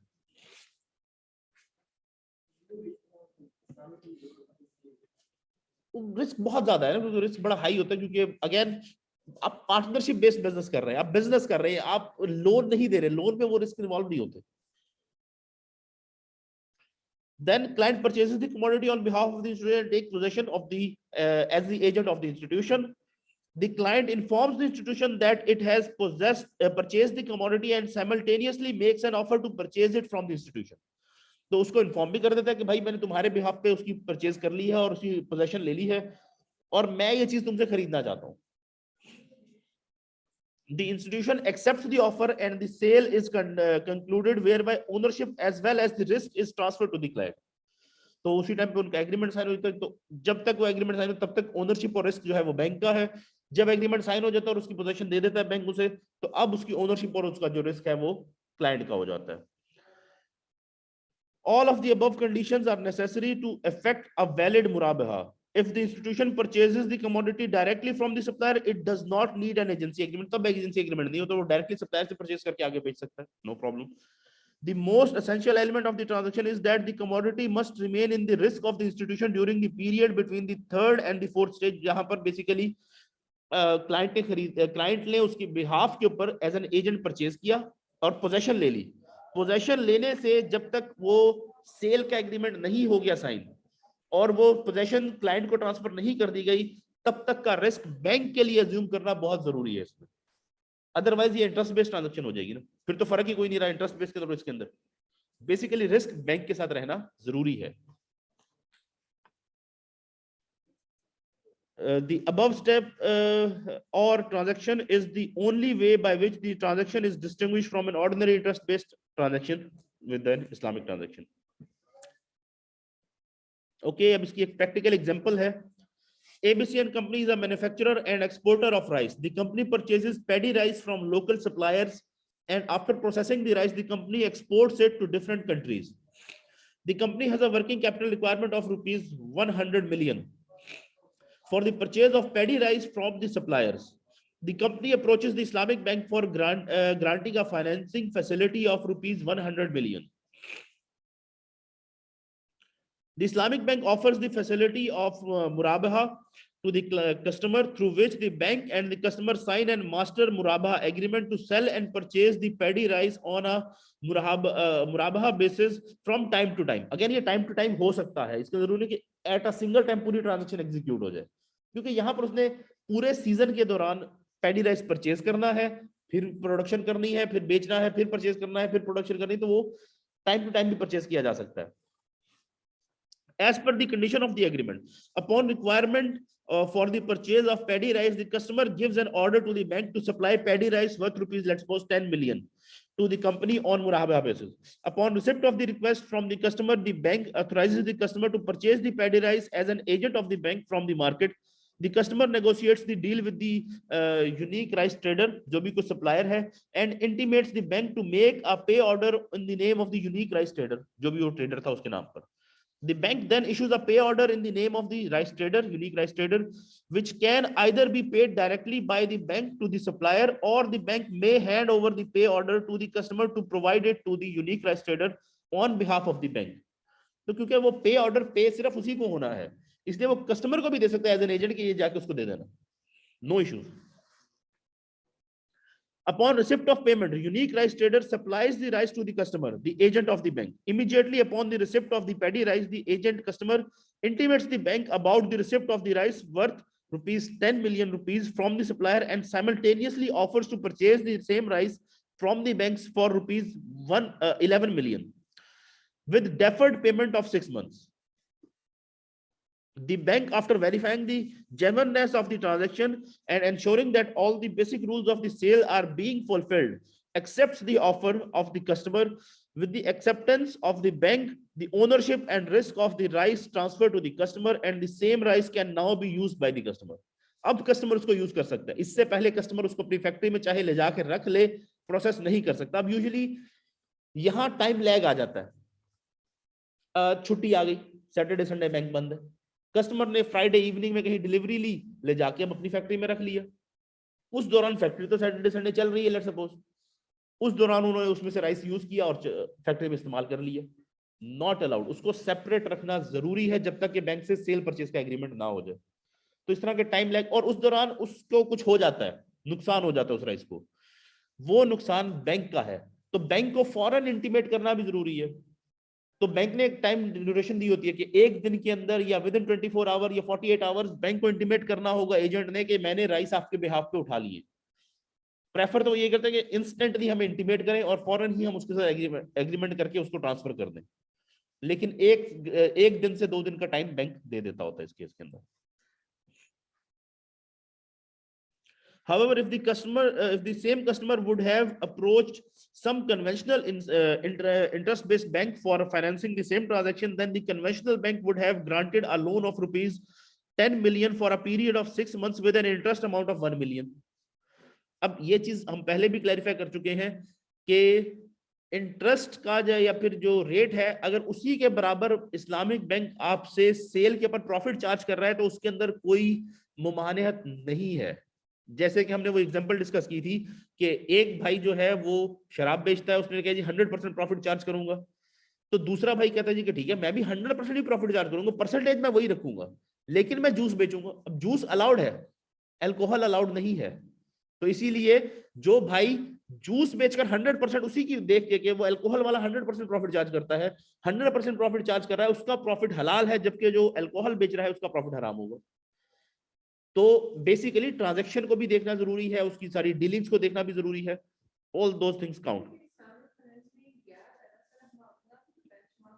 बेंचमार्क बनाया जा सकता है और आई थिंक इसके ऊपर काम भी चल रहा है, अभी तक वो कोई बना नहीं सके हैं, क्योंकि इस्लामिक के अंदर बहुत सारी चीजें ऐसी है जिसके अंदर कोई चीज फिक्स नहीं है ना कि इतने % ही ये चीज होनी चाहिए, ठीक है। अब वो तो फिक्स है ना कि हम इतने पे आपको कर्जा देंगे। यस, इसके ऊपर काम चल रहा है, अभी भी इस पे काम चल रहा है, बहुत सारे लोग हैं, बहुत सारे बैंक्स हैं जो इसके ऊपर काम कर रहे हैं कि इस्लामिक बेंचमार्क होना चाहिए, लेकिन जब तक नहीं है या वो नहीं बना लेते कोई इसका तरीका, तब तक वो उन्होंने ये परमिशन दी हुई है कि काइबोर को यूज करने में भी कोई इशू नहीं है। काइबोर लाइबोर क्योंकि एक स्टैंडर्ड रेट है, वो अगर उससे हराम काम करे, अब उससे हलाल काम कर रहे हैं, तो उसमें कोई इशू नहीं है कि अगर आप परसेंटेज वही रख लें तो इसके ऊपर जब अगर मैं देखता हूँ इन दिस कॉन्टेक्स्ट, अगर वो नहीं भी बनाते मेक्स नो डिफरेंस, लेकिन आप ट्रांजैक्शन अमाल का दारुल मदार नियतों के ऊपर है, आपकी नियत बड़ी क्लियर होनी चाहिए कि मैं जिस हद तक पॉसिबल है इस हालात के अंदर भी इस्लामिक काम कर रहा हूं, जब पॉसिबल हुआ कि इससे काइबोर से बेहतर कोई चीज हम बना सके इस्लामिक, तो हम उसके ऊपर शिफ्ट कर जाएंगे, नहीं है तो हम उस बेसिस के ऊपर अपने प्रॉफिट की परसेंटेज तय कर सकते हैं, उसमें कोई इशू एज सच नहीं है। ऑल्दो इसके अंदर मेरी एक जगह पे रिजर्वेशन भी है, मैं आप सबसे शेयर कर देता हूं। जैसे कि मैंने जब इसके बारे में सुना ना कि ये फ्लोटिंग रेट के ऊपर हाउसिंग फाइनेंस करते हैं मुशारका के अंदर, डिमिनिशिंग मुशारका में खास तौर पे फ्लोटिंग रेट रख लेते हैं कि जी वो मैंने पूछा यार फ्लोटिंग रेट कैसे रख सकते हैं, मुशारका हुआ है, रेंट तय है, आप रेंट चेंज कैसे कर सकते हैं हर महीने या हर 3 महीने या हर 6 महीने। तो उनको सर नो प्रॉब्लम, हमें शरिया बोर्ड ने परमिशन दी हुई है, हम हर महीने नई ऑफर एक्सेप्टेंस कर लेते हैं। अब on the face of it is fine, शरिया में कोई मुमानियत नहीं है एज सच पर से, लेकिन अगर मैं एक चीज देखता हूं जिसके अंदर शरिया जहां पर कुछ रिस्ट्रिक्शंस लगाती है, जैसे कि यूज्ड फोन का हमने मामला देखा था कि यूज्ड फोन को आप 1 महीने बाद ले जाएं वापस बेचने के लिए, उसी दुकानदार को अगर डिफरेंट प्राइस पर बेच देते हैं तो ये अलाउड नहीं है, ठीक है। सिमिलरली घर की फाइनेंसिंग हो रही है, उस घर को आप सेम प्राइस के ऊपर मार्केट में बेच देते हैं, अभी पूरा कंस्ट्रक्ट नहीं हुआ या वो अभी 6-7 महीने हुए हैं, नॉट अलाउड। उसको बेचना है आपने, 1 साल का वेट करना पड़ता है बैंक को भी, कि उसने क्लाइंट को पैसे दे दिए, अब क्लाइंट घर नहीं बना रहा, पैसे लेकर बैठा हुआ है आराम से, जितना बनाया था उसने थोड़ा सा बनाया, बाद में छोड़ दिया। उसके बाद बैंक उस प्रॉपर्टी को सेल के लिए फोर्स नहीं कर सकता जब तक कम से कम 1 साल लग जाए, ताकि प्रॉपर्टी की वैल्यू चेंज हो जाए, क्योंकि प्रॉपर्टी मार्केट में डिफरेंट प्राइस पे बिकेगी और उसका सेम प्राइस पे बिकना जरूरी है जितने पे बैंक ने खरीदा है, क्योंकि बैंक ने हिस्सा खरीदा उस प्रॉपर्टी के अंदर। अब वो मार्केट में अगर डिफरेंट प्राइस पे बिक जाती है तो वैल्यू चेंज हो रही है ना, तो वैल्यू तो चेंज होती है, तो उलमा ने उसके अंदर किया कि जी 1 साल बाद, क्योंकि चीजों की वैल्यू चेंज होती है, प्रॉपर्टी की वैल्यू चेंज, तो 1 साल बाद उस प्रॉपर्टी को बेचा जा सकता है। तो यहां पर भी कम से कम उलमा को इस तरह की कोई कंडीशन लगानी चाहिए कि जी ठीक है, रेंटल एग्रीमेंट मार्केट में जो आम प्रैक्टिस है, कम से कम भी साल बाद चेंज होता है रेट ऑफ रेंट। इससे पहले मैंने कहीं नहीं देखा, हम रेंट के ऊपर जब जितनी आम डीलिंग कर रहे थे, आमतौर पे आम बंदा, कहीं मैंने एग्रीमेंट ऐसे देखा जी हर हम 6 महीने बाद 3 महीने बाद रिवाइज करेंगे, साल बाद का, और यूजुअली पहले से तय होता है साल बाद 10% हम बढ़ाएंगे।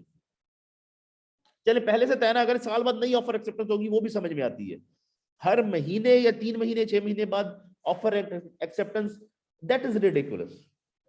ठीक है, लेकिन ठीक है, शरिया स्कॉलर्स ने इजाजत दी है, इसका जवाब शरिया स्कॉलर्स को देना है। क्लाइंट के लिए, बैंक के लिए इट्स स्टिल ओके, लेकिन जैसे कि ये ऑपरेशनल लेवल की चीजें हैं जिनको हम, ठीक है, if I don't feel comfortable with it, मैं इसको मार्केट प्रैक्टिस में नहीं देखता, तो मुझे लग रहा है कि ये चीज सही नहीं कर रहा बैंक, लेकिन शरिया बोर्ड ने परमिशन दी, आप कर सकते हैं, इजाजत है, क्योंकि वो शरिया बोर्ड वाला रिस्पॉन्सिबल है जो उसके अंदर बैठा है मेंबर, कि उसने परमिशन दी है इस चीज की। सो कुछ चीजों के ऊपर हमें रिजर्वेशन भी होती है, लेकिन हम उसे जाने देते हैं because some things they happen. However, I personally believe के in the future, जैसे ये डीफी और decentralize finance, digital finance, fintech की टेक्नोलॉजी आती जा रही है, प्रॉपर इस्लामिक मॉडल्स भी डेवलप हो सकते हैं, क्योंकि आज अगर आपको एक इस्लामिक बैंक सेटअप करना है, बिलियंस रुपीस चाहिए आपको सेटअप करने के लिए, डीफी में आपको बिलियंस नहीं चाहिए, डिजिटल फाइनेंस है, और चंद रुपयों से, चंद लाख रुपयों से भी आप स्टार्ट कर सकते हैं। आप एक सर्विस प्रोवाइड कर रहे हैं, आपने ब्लॉकचेन बेस्ड नेटवर्क बनाया है, लेट्स सपोज, अब उसमें बेनिफिट्स देखें ना, क्योंकि ये फ्यूचर में आई पर्सनली सी कि ये बैंक्स को लॉस होगा, यहाँ पर banks can shut down, banks का सेटअप बंद भी हो सकता है, आई डोंट नो, फ्यूचर के बारे में कोई नहीं जानता, but the technology that I have seen ridiculously efficient, हर किसी का बेनिफिट। लेट्स सपोज 16 to 18% के करीब इंटरेस्ट रेट है आई थिंक आजकल, ठीक है, जो नॉर्मल है कन्वेंशनल, माइक्रो फाइनेंस के ऊपर तो बहुत ज्यादा हो जाता है इससे भी, तो कन्वेंशनल तकरीबन 16-18% का लेट्स सपोज है, ठीक है। तो अगर हम उसको ही ले लें, डीफी जो है, क्योंकि बैंक एक अच्छी खासी इन्वेस्टमेंट करता है, उसका इंफ्रास्ट्रक्चर है, उसने कई लोगों को सैलरीज देनी है, क्रेडिट रेटिंग के ऑफिसर वगैरह रखे हुए, बहुत सारे खर्चे हैं उसके, ठीक है, इलेक्ट्रिसिटी, एयर कंडीशनिंग, पूरी उसकी फैसिलिटी चल रही है, पूरा सॉफ्टवेयर सेटअप, पूरे ब्रांच नेटवर्क, सारा कुछ है, वो खर्चा भी बैंक को पड़ता है। डीफी के अंदर उसको ये नहीं पड़ना, डिजिटल फाइनेंस के अंदर, फिनटेक के अंदर उनको ये नहीं पड़ता, उन्होंने ब्लॉकचेन के ऊपर सारा सेटअप बनाया है, उस सेटअप का एक आधा खर्चा, जरूरी नहीं है कि जी सिटी के सेंटर के अंदर प्राइम प्रॉपर्टी लेकर ही उन्होंने अपना सेटअप बनाना है, जाके डेजर्ट के अंदर जाके एक जगह बड़े सस्ती सी, वहां पर बस बिजली होनी चाहिए और चलाकर बेचें अपनी जो सर्विसेज, ठीक है। डिसेंट्रलाइज नेटवर्क है, लाखों कंप्यूटर्स के ऊपर सारा रिकॉर्ड पड़ा है ब्लॉकचेन के अंदर डिस्ट्रीब्यूटेड, एक बंदे ने कहा जी मुझे लोन चाहिए, दूसरा बंदा कहता है मेरे पास फालतू पैसे पड़े, मैं किसी को लैंड आउट करना चाहता हूं ताकि मुझे अच्छा रिटर्न मिल जाए, ठीक है। जिसने लोन चाहिए उसको वो कहते हैं 10% में हम आपको देने को तैयार है, बैंक कितना दे रहा है, कम से कम भी 16, वो कहते हैं हम 10 में दे रहे हैं, 10% पे हमसे लोन ले जाए, ठीक है। जो जिससे पैसे लेकर देना है उसको बैंक कितना ऑफर कर रहा है, 4%, 5%, 6%, ये कन्वेंशनल का मैं बता रहा हूँ, माइक्रो फाइनेंस में आप जैसे बता रहे ज्यादा है, लेकिन चले 6-7% भी दे रहा है, वो कहते हैं हम आपको 10% देंगे, या फिर हम आपको लेट्स सपोज वो 11% के ऊपर आगे क्लाइंट को दे देते हैं और इसको 9% दे देते हैं, 7 से तो ज्यादा ही है, जिसको दे रहे हैं उसको 16 से कम मिल रहा है, अपना वो 1-2% चार्ज करें, क्योंकि उन्होंने को बहुत बड़ा इंफ्रास्ट्रक्चर तो नहीं बनाना, सिर्फ एक दोनों को मैच करने का काम कर रहे हैं, ब्लॉकचेन का सेटअप अपना सेटअप किया हुआ है, उसके ऊपर 2% फीस अगर लेते जा रहे हैं, 2% तो बड़ी अच्छी फीस है उनके लिए भी, नथिंग एल्स, सबका बेनिफिट हो गया, ठीक है। अब मजे की बात, जहां की जी लॉसेस और रेगुलेटर और ये सारी चीजें आ जाती हैं, क्रेडिट रेटिंग वो करते हैं थ्रू एआई, आर्टिफिशियल इंटेलिजेंस। अब हमारे बैंक में जो क्रेडिट रेटिंग ऑफिसर होता है वो कितने पैरामीटर्स मेजर कर लेता है? ठीक है, 10-15 पैरामीटर, 20 पैरामीटर देख लेता है, ठीक है। एक हमारे ह्यूमंस के अंदर इनहेरेंट बायस होता है। ये कोई ऐसी चीज नहीं कि हम कहेंगे किसी बंदे के अंदर, हर किसी में इनहेरेंट बायस है। दूसरा, एट द सेम टाइम वो उन 15 पैरामीटर 20 को माइंड में रखते हुए उसकी रेटिंग नहीं कर सकता। वो डिफरेंट को देख रहा होगा, जो चीज याद रह गई, जो माइंड में रहेगी, उसकी बेस के ऊपर उसने एक रेटिंग कर दी, ठीक है। आर्टिफिशियल इंटेलिजेंस के थ्रू इस वक्त जो प्रैक्टिस हो रहा है चाइना के अंदर, 500 पैरामीटर्स मेजर करता है वो, 500। ये कि कितने कॉन्फिडेंटली आपने अपनी एप्लीकेशन टाइप की है फॉर लोन, और इस लेवल तक भी कि आप अपने फोन की बैटरी कितने % चार्ज रखते हैं। इससे भी वो देखता है कि कितना ये रिस्पॉन्सिबल किस्म का बंदा है, कितना ये पे करने वाला है या नहीं करने वाला, कि बैटरी फोन की कितने % चार्ज रखते हैं आप। 500 ऐसे पैरामीटर्स की बेस के ऊपर एआई कहती है जी इसका स्कोर, इसको आप इस बेसिस के ऊपर लोन दे सकते हैं, ये सेफ है, ये रिस्की है, ये मिडिल रेंज में है, और उसमें बायसेस नहीं है, इनहेरेंट बायसेस कोई नहीं है। तो बेहद ज्यादा पोटेंशियल है, और ये बड़ा अच्छा इस वक्त चाइना में प्रैक्टिस हो रहा है, सिंगापुर और बहुत सारी और कंट्रीज के अंदर इसके ऊपर बहुत रैपिडली काम हो रहा है, बहुत रैपिडली काम हो रहा है।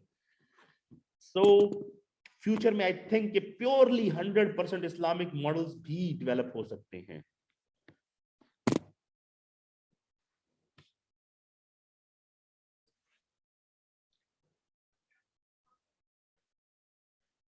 Apparently, the end result of both the transactions looks similar, where the customer ends up paying the same amount of money, but the underlying transaction for the first transaction is a sale-based contract, which is allowed in Islam, whereas the contract of commercial bank is a loan contract for which any sort of compensation is impermissible in Islam.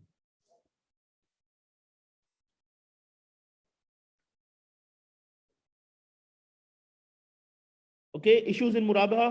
The following are some of the issues in Murabaha financing: securities against Murabaha, so payment accruing from the sale or receivables, and for this the client may be asked by the bank to furnish a security. तो वो security शरिया के अंदर allowed है, वो security ले सकता है. The security may be in the form of a mortgage or a hypothecation or some kind of a line, alien charge, कोई भी चीज security के तौर के ऊपर रखी जा सकती है. Guaranteeing the murabaha. The seller can ask the client to furnish a third party guarantee. In case of default on payment, the seller will have resources reassurance to the guarantor, who will be liable to pay the amount guaranteed to him. There are two issues related to this. Number one, the guarantor cannot charge a fee from the original client, and secondly, however, the guarantor can charge for any documentation expenses. अब एक चीज होनी कि वो कोई security provide कर दे, अगर वो सिक्योरिटी नहीं दे सकता या नहीं देता, तो बैंक से कहता है आप गारंटीयर दे दे हमें कोई, जो आपकी चीज ट्रांजैक्शन को गारंटी कर दे हमें, कि वो आपके बिहाफ पे करेगा अगर आप पे ना कर सके तो बैंक आपसे गारंटीयर मांगे। वो गारंटीयर के मामले में कंडीशन ये है कि गारंटीयर आमतौर पर कुछ लोग ऐसे होते हैं वो गारंटीयर बन जाते हैं लेकिन आपसे पैसे चार्ज करते हैं। इस्लामिक बैंकिंग के अंदर ये अलाउड नहीं है कि गारंटीयर आपसे पैसे चार्ज करे गारंटी देने के। हाँ, वो अगर उसकी कोई लीगल डॉक्यूमेंटेशन हो रही है गारंटी बनाने के ऊपर, तो उसकी फीस वो आपसे चार्ज कर सकता है कि उसके ऊपर जो खर्चा उसका हुआ है। उसके अलावा गारंटीयर आपसे कोई कॉस्ट चार्ज नहीं कर सकता, और आप सिर्फ मतलब ताल्लुक की बेसिस के ऊपर या एक एहसान की बेसिस के ऊपर वो आपकी गारंटी देगा, ठीक है अगर ये ना दे सका तो मैं दे दूंगा इसके पैसे। कोई ऐसा गारंटीयर आप बैंक पर, तो बैंक सिक्योरिटी नहीं लेगा, आपसे गारंटीयर भी ले सकता है। और गारंटीयर की परमिशन है इस्लामिक कॉन्ट्रैक्ट के अंदर भी, गारंटी कोई कर सकता है दूसरे बंदे की लोन को। Penalty for default, another issue Murabaha के अंदर is that if the client defaults in payment of the price on the due date, the additional price cannot be charged, nor can penalty fees be charged, जो कि हम already discuss कर चुके हैं। In order to avoid these adverse consequences, an alternative is that the client may be asked to undertake that if he fails to pay an installment on its due date, he will pay a certain amount of charity. For this purpose, the bank may maintain a charity fund and disburse charity from it under the directions of the Sharia board of the bank.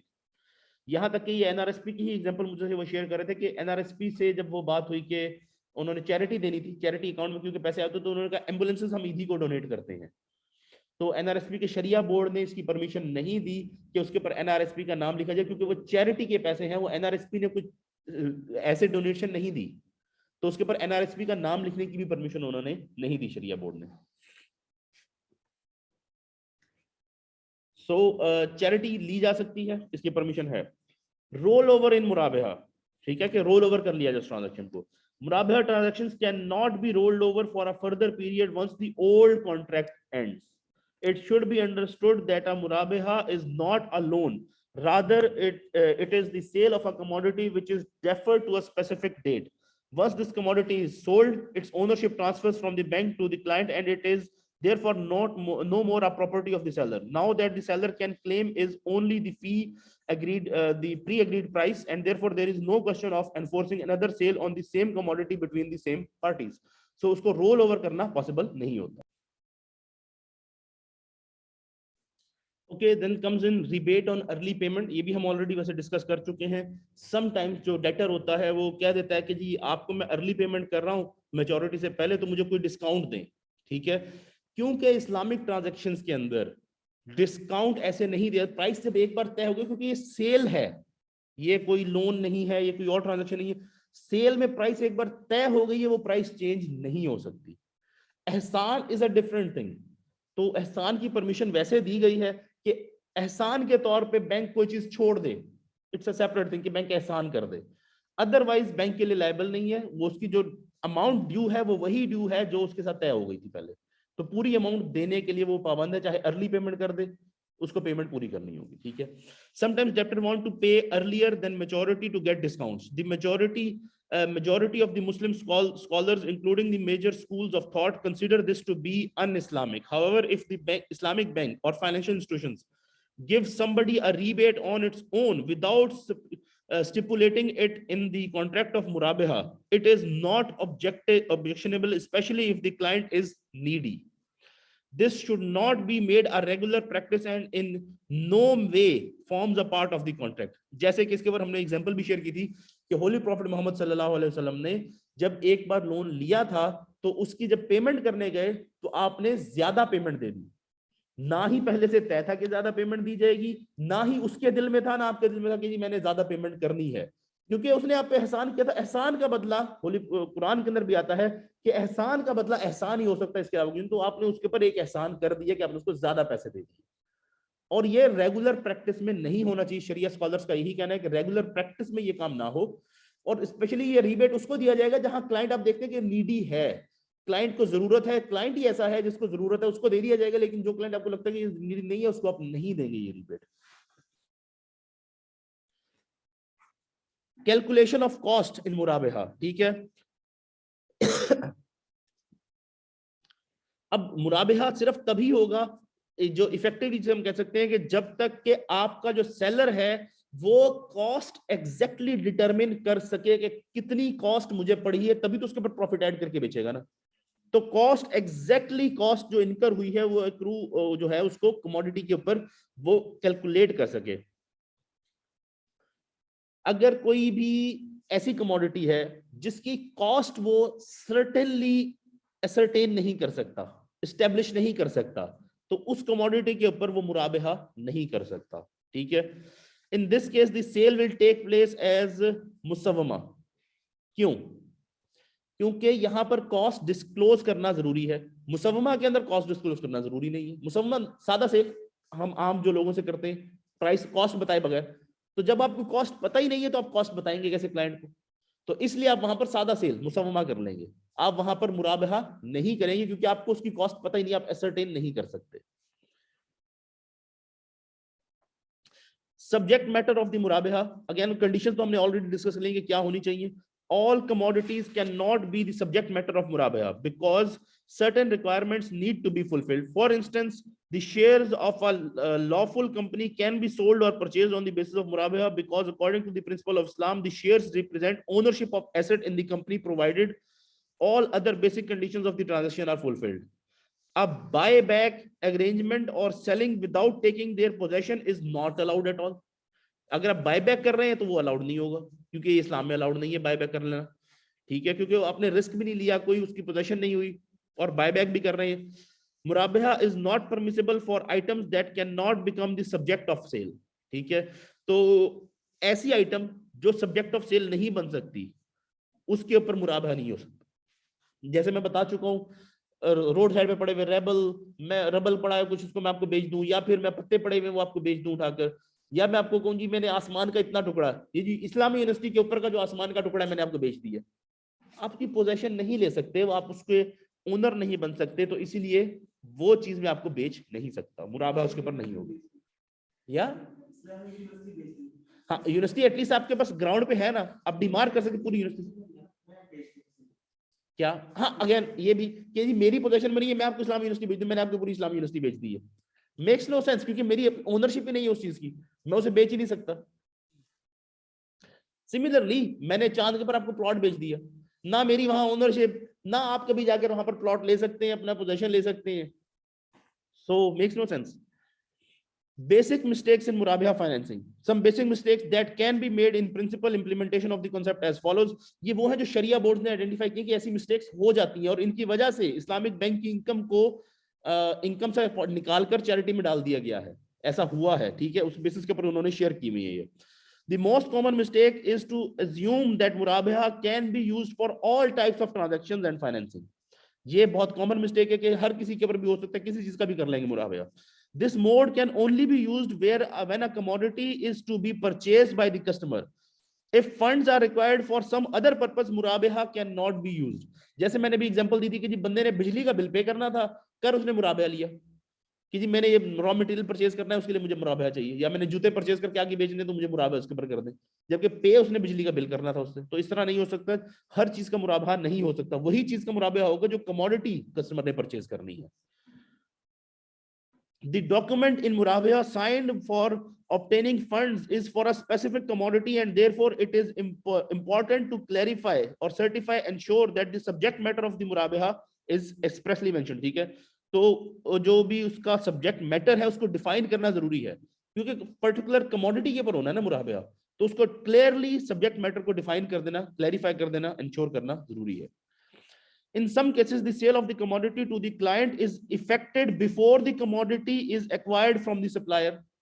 ठीक है, जैसे कि आप bank में जो operations manager था उसने आपसे सारे डॉक्यूमेंट साथ ही साइन करवा लिए, एजेंसी का एग्रीमेंट भी, प्रॉमिस भी, और साथ में सेल का एग्रीमेंट भी।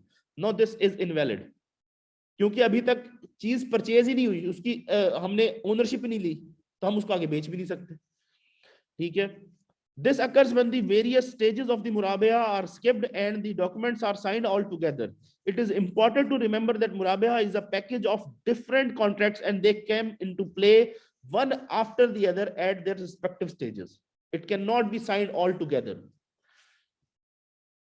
It has been observed in some financial institutions that murabaha is applied on already purchased commodities. ठीक है, ये ऑब्जर्व किया गया शरिया बोर्ड की तरफ से।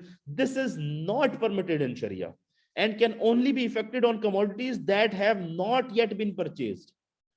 ठीक है, कि जैसे कि जूते उसने पहले से परचेज किए हुए थे, उन्हीं वाउचर्स की डेट चेंज करके बैंक को देकर पैसे ले लिए, तो जो ऑलरेडी प्री परचेज चीज उसके ऊपर मुराबहा नहीं हो सकता, नए सिरे से उसको जो चीज चाहिए उसकी परचेज के लिए मुराबहा हो सकता है। Both the customer and the bank staff must be properly educated. Lack of awareness about Islamic financial modes may cause Sharia non-compliance issues, जिसकी वजह से इस्लामिक बैंक की इनकम भी हराम हो जाएगी, वो भी उसके अंदर चली जाएगी चैरिटी में, और क्लाइंट के साथ जो डील हुई वो भी एग्रीमेंट फासिद हो जाएगा। Now risk management and मुराबहा फाइनेंसिंग के जो रिस्क उसके अंदर है, इसके अंदर उसको बैंक उसको मिटिगेट कैसे करता है। जो इस्लामिक बैंक है उसको बहुत ज्यादा रिस्क फेस करना पड़ता है मुराबहा फाइनेंसिंग, तो बैंक उसको मिटिगेट कर सकता है। अब पहली चीज है प्रोडक्ट स्पेसिफिक रिस्क। ठीक है, इन मुराबहा financing Islamic bank should assume the risk of destruction और लॉस, और किसी भी चीज की वजह से एसेट को जो हो जाएगा prior to delivery to the customer, based on natural disaster के अंदर लॉस हो गया या वैसे कोई लॉस हो गया है। अब जब तक डिलीवरी कस्टमर को नहीं हो जाती और उसने पोजीशन ले ली है, वो जो लॉस है वो बैंक को फेस करना पड़ रहा है। इसको मिटिगेट करने के लिए जो एक प्रैक्टिस बैंक करता है, तकफ्फुल कर लेगा, जो इस्लामिक इंश्योरेंस का तरीका है कि उसकी इंश्योरेंस करवा लेगा तकफ्फुल के थ्रू, कि कवरेज हो जाए मुराबहा के एसेट्स की। ठीक है, Otherwise, another tool that managing this risk is to minimize the time of the ownership. ठीक है, कि जो time of ownership है by selling the asset to the customer immediately after acquiring the asset, कि as soon as जैसे acquire की जैसे उसी वक्त फौरन सेल कर दे उसे. Again, so दूसरा तरीका मिटिगेशन का यही है कि वो टाइम जो है जिस दौरान बैंक की ओनरशिप में है वो एसेट उसको कम से कम कर ले. कि जैसे ही पोजीशन ली वो बताए कि मैंने पोजीशन ले ली, बैंक के जी आप खरीदना, वो कहे जी मैं खरीदना चाहता हूं, बैंक के ठीक है हम आपको बेचना चाहते हैं, इतने में हम बेच देंगे, कॉन्ट्रैक्ट साइन हो जाए, पोजीशन उसको दे दें, तो कम से कम टाइम में उसकी ओनरशिप में होगा तो कम से कम रिस्क इन्वॉल्व होगा. अदरवाइज उसकी इंश्योरेंस करवा ली जाएगी तकफ्फुल के थ्रू.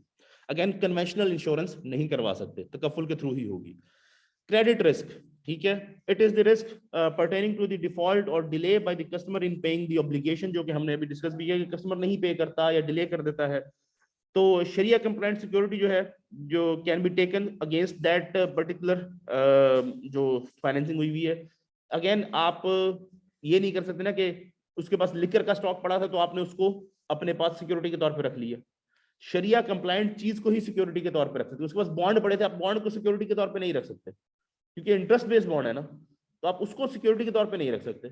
तो आपने सिक्योरिटी के तौर पे वही कमोडिटी से जो शरिया कंप्लायंट है वो लेके रख सकते हैं. ठीक है, तो नॉन पेमेंट या डिले इन पेमेंट के केस के अंदर आप वो सिक्योरिटी से लेकर रख लेंगे जो कि बेसिकली शरिया कंप्लायंट है. ठीक है, अगेन एक और तरीका कि आप इवैल्यूएशन अच्छी करें कस्टमर की, जो कस्टमर की क्रेडिट की रेटिंग होती है, कस्टमर की बिजनेस की परफॉर्मेंस, उसकी इंडस्ट्री की आउटलुक, उसकी एक अच्छी इवैल्यूएशन करवा लें, रोबस्ट इवैल्यूएशन करवा लें. एंड देन मैचिंग द मुराबेहा financing with the cash cycle of the customer, कि आपने जो फाइनेंसिंग उसको की है उसके इस तरह से उसके कैश साइकिल के साथ मैनेज करें कि जब आपकी पेमेंट ड्यू हो तब उसके पास कैश अवेलेबल हो, इतना कैश उसके बिजनेस में एक्सपेक्टेड हो कि उसकी पेमेंट वापस आ चुकी होगी तब तक, ताकि वो डिले का मसला बने ही ना. For example, if a customer sells his goods in the market on credit for 90 days, then the tenure for Murabaha financing must be kept around 90 days और after 90 days से कम ना हो, ताकि वो, क्योंकि पेमेंट उसकी आएगी नहीं तो वो आपको कैसे पेमेंट करेगा. Then comes in Sharia non-compliance risk, जैसे कि मैंने बताया था अभी कि वो ट्रांजैक्शन सारी एक साथ ही साइन कर दी, तो ये एक बड़ा रिस्क है क्योंकि अगर नॉन कंप्लायंस होगा तो ये बैंक की इनकम का पार्ट नहीं बन सकता, ये चैरिटी में चला जाएगा पैसा सारा. ठीक है, so this is the risk of non compliance of basic sharia requirements for a murabaha transaction. Again इसके अंदर बाकी सारी चीजें भी आ जाएंगी. सेल्स की सारी ट्रांजैक्शन पूरी नहीं हुई, कमोडिटी की जो रिक्वायरमेंट थी वो पूरी नहीं हुई, ओनर जो सेलर और परचेजर की रिक्वायरमेंट थी वो पूरी नहीं हुई. ठीक है, सेल की कोई रिक्वायरमेंट पूरी नहीं हुई. इन ऑल दोस केसेस ये बेसिकली नॉन कंप्लायंट हो जाएगा, शरिया नॉन कंप्लायंट हो जाएगा, which results in the reduction of the income of the bank, as non-compliant income may lead to loss of the bank's income, as the bank cannot accept or recognize income from non-sharia compliant transactions in its profits. तो वो charity में ही जानी है. So इसको mitigate करने के लिए bank क्या करता है, प्रॉपर ट्रेनिंग बैंक के एम्प्लॉयज की और कस्टमर्स को जो गाइडेंस करनी होती है उन्होंने उसके लिए कस्टमर्स की भी, कि ये ट्रांजैक्शन इस तरह ही एग्जीक्यूट होनी है, इस ट्रांजैक्शन को हम इसके अलावा एग्जीक्यूट नहीं कर सकते, सारे एग्रीमेंट्स आप एक साथ साइन नहीं कर सकते, आप ये चीज इस तरह नहीं कर सकते.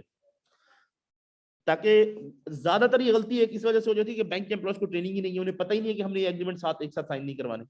ठीक है, अगेन फिर स्ट्रॉन्ग कंट्रोल्स की जो है उसको इंश्योर करना कि बैंक के अंदर जो पॉलिसीज हैं उसको स्ट्रांगली कंट्रोल करें, कि इंश्योर करें कि ऐसे ही फॉलो हो. अगर रेटिंग करनी है तो सही तरीके से हो रही हो, अगर कस्टमर से एग्रीमेंट साइन करना तो सीक्वेंस के अंदर ही साइन करवा जाए, सेपरेटली एक साथ बिठा के साइन ना करवा लीजिए. इंश्योर किया जाए कि जी ये हुआ है, ये नहीं हुआ अभी तक, इंश्योर हुआ वो.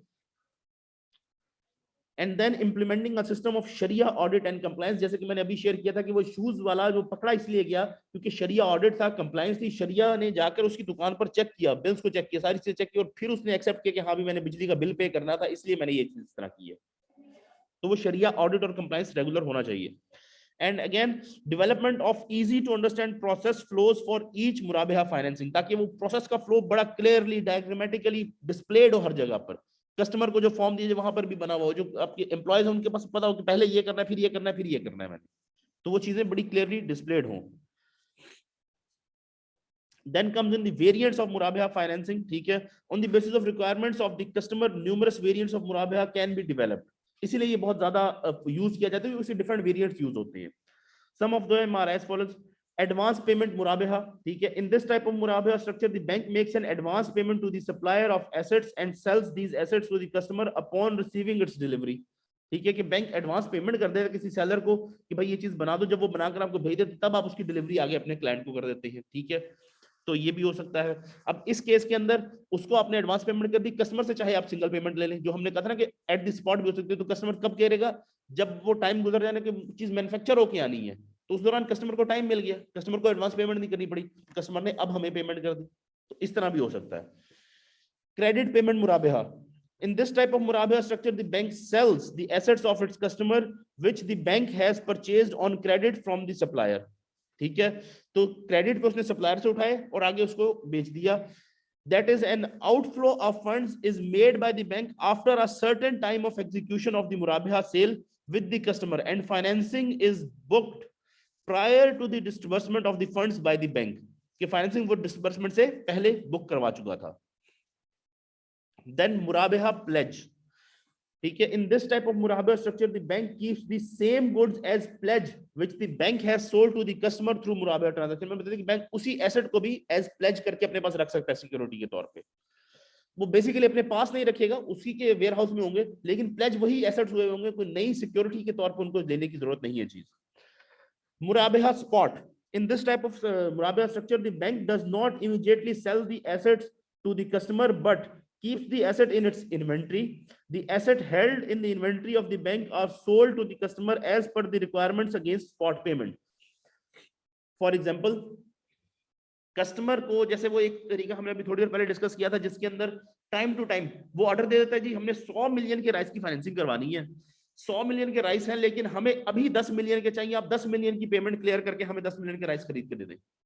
तो वो 10 मिलियन खरीद, फिर दोबारा कोई ट्रांजेक्शन उसी की रेट के हिसाब से, नई रेट के हिसाब से वो ट्रांजेक्शन हो जाएगी, फिर दोबारा हो जाएगी, और पेमेंट का एक टाइम पीरियड तय होगा कि 6 महीने बाद, साल बाद हम इसकी ओवरऑल पेमेंट आपको कर देंगे।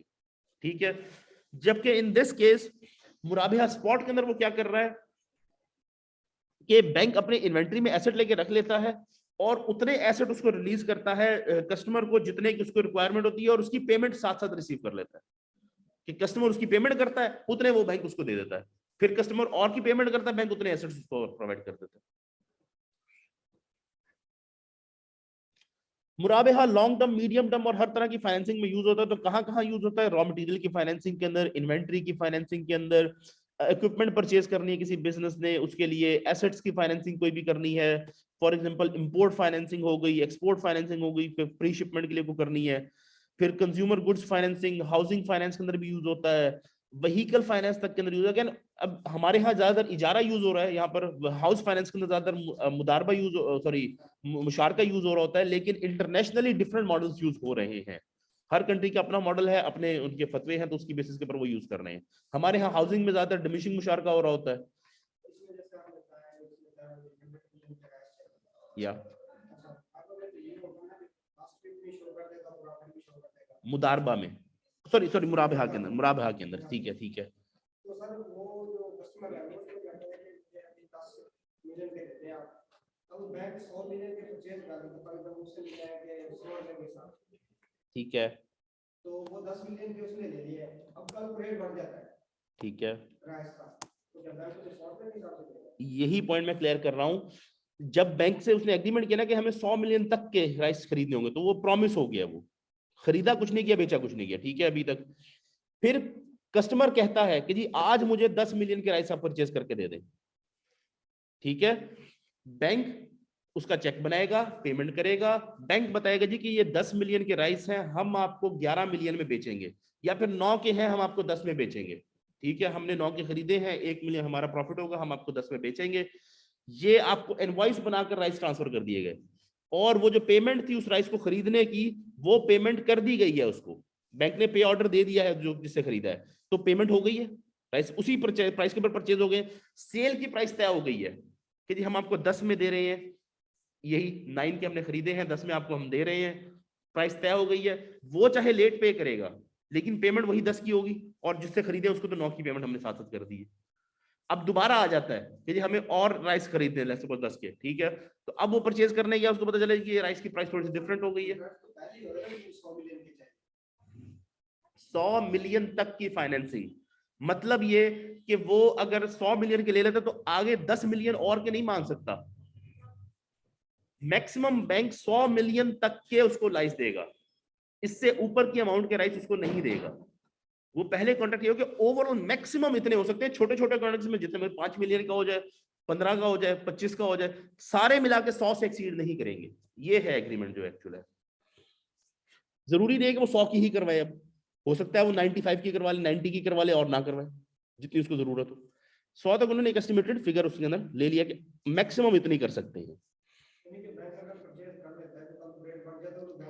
बैंक परचेज नहीं करके रखेगा, यही बात समझा रहा हूं मैं आपको। बैंक अपने पास क्यों रखेगा? भी पड़े पड़े राइस खराब नहीं हो सकता, पैडी राइस है खराब हो जाए, बैंक को क्या पता कैसे स्टोर करना है? बैंक को पता स्टोर करने का नहीं, बैंक ताजा परचेज करेगा। बैंक के साथ प्रॉमिस हो गया है, ठीक है। अब जब वो ऑर्डर देगा कि जी मुझे इतना राइस चाहिए, आप मुझे दे दें, बैंक जाएगा जिससे परचेज करना है, उसे कहेगा भाई ये तुम्हारा पे ऑर्डर, या उसी को एजेंट बनाएगा कि तुम हमारे एजेंट हो, जाकर मार्केट से इतना राइस परचेज करो, हमें बताओ पे ऑर्डर, हम बना देते हैं। उसको पे ऑर्डर देके पेमेंट करो, अपना राइस अपने पास ले जाओ, हमसे साइन कर दो एग्रीमेंट, हमने तुम्हें इतना राइस बेच दिया। उसी वक्त परचेज होगी, उसी वक्त सेल हो जाएगी। बैंक अपने पास खरीद के 100 मिलियन का राइस नहीं रखेगा। उसी टाइम पर जैसे क्लाइंट ऑर्डर देगा, बैंक उतना ही पीछे उसको एजेंट बना के भेजेगा कि परचेज करके ले आओ हमारे बिहाफ के ऊपर, हम पेमेंट कर देते हैं, और अब तुम हमसे परचेज करना चाहते हो, इतने में हम तुम्हें बेचेंगे, तुम हमसे सेल करो, परचेज करो और ले जाओ, बस दैट्स इट। बैंक अपने पास रखेगा नहीं। मैं बता रहा हूँ कि इजारा की बेस के ऊपर हमारे पास होती है आमतौर के ऊपर जो हम कर रहे हैं, लेकिन इंटरनेशनली इस बेसिस के ऊपर भी होती है, ठीक है। इंटरनेशनली डिफरेंट बेसिस के ऊपर होती है, इसके ऊपर भी हो जाती है, ठीक है ना। मुराबहा के ऊपर भी इंटरनेशनली कार फाइनेंसिंग होती है।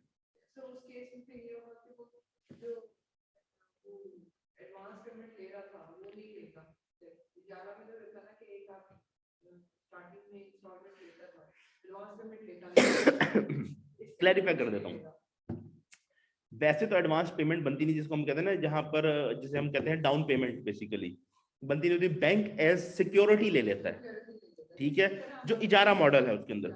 और एंड पे उसके डिफरेंट तरीके हैं, या तो आपकी इंस्टॉलमेंट्स में एडजस्ट कर देगा उसे, या फिर वो सिक्योरिटी के अगेंस्ट आपको पेमेंट कर देगा कि आपकी सिक्योरिटी आपको वापस आ गई, या फिर वो ये करता होता है कि जी आप तो, हम ये जो गाड़ी है ना हमारे पास इस वक्त इतने की बची पड़ी है, इतनी आपकी सिक्योरिटी जो हमने आपको पे करनी है, अगर आप कहते हैं तो हम आपको ये गाड़ी सिक्योरिटी के अगेंस्ट पे कर देते हैं, आप हम वही गाड़ी हमसे खरीद के ले जाए सिक्योरिटी के अगेंस्ट, ठीक है। उस केस के अंदर अगेन डिपेंड कि वहां पर क्या फतवा अवेलेबल है, उन्होंने भी किसी से फतवा लिया हुआ होगा वहां पर, क्योंकि हम इसको थोड़ा सा जरा टेक्निकल तरीके से कर रहे हैं काम को, ठीक है। वो सीधे सीधे करते सेल परचेज है ना, कॉस्ट डिक्लेयर करो, उसके ऊपर एडिशनल प्रॉफिट चार्ज करो और मुनाफे के ऊपर बेच दो। हम इसे लीजिंग करते हैं और एंड पे कार गिफ्ट कर देते हैं, ठीक है ना। हम सेल का एग्रीमेंट नहीं करते, जबकि हम कार एंड पे गिफ्ट हमने करनी है, पहले से तय है। तो वो कहते हैं आपने जरूर वो पूरे इस्लामिक प्रिंसिपल ही चेंज कर देने।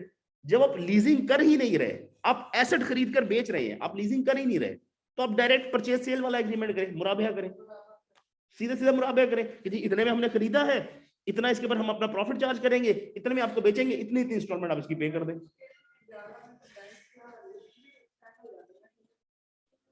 क्योंकि वो एसेट बैंक के रिस्क के ऊपर है, वो बैंक की ओनरशिप के अंदर है, तो सारा रिस्क बैंक का। जबकि मुराबहा के ऊपर जब अगर वो फाइनेंसिंग कर देते हैं कार की, तो बैंक ने जिस वक्त क्लाइंट को दे दिया उस वक्त क्लाइंट की। यस, तो इंटरनेशनली मुराबहा यूज होता है कार फाइनेंसिंग के लिए, व्हीकल फाइनेंसिंग के लिए। हमारे यहाँ इजारा यूज होता है ज्यादातर। और अगेन मैं ये भी बता दूं, अब मलेशिया जाके डिस्कस करेंगे तो वो कहेंगे जी आपकी सारी इस्लामिक बैंकिंग जाली है, आप तो इस्लामिक बैंकिंग करते ही नहीं है।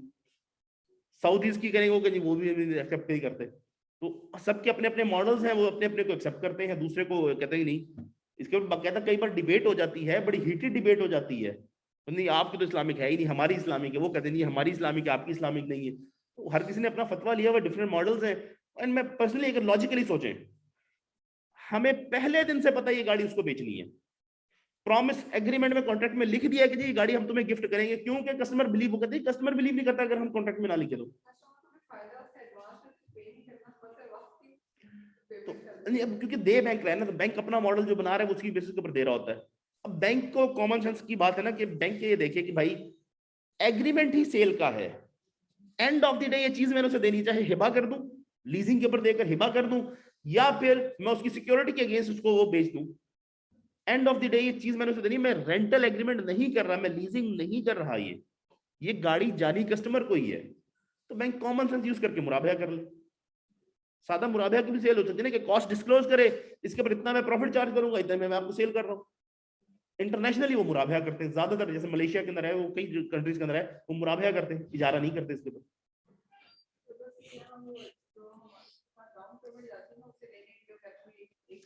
There could be so many reasons. There could be so many reasons. So bank का अपना एक स्ट्रक्चर है, उसके मुफ्ती ने क्या परमिशन दी है उसे, उनके शरिया बोर्ड ने क्या परमिशन दी हुई है, उनको फतवा कौन सा बेटर सूट करता है उनके एनवायरनमेंट के हिसाब से, वो अपने हिसाब से उसको एग्रीमेंट कर लेते हैं। यहाँ पर फिर वो बहुत सारी और चीजें होंगी ना, हो सकता है कोई और, क्योंकि यहाँ लोगों का रीपेमेंट के मसले आ जाते हैं। It could be anything. Okay,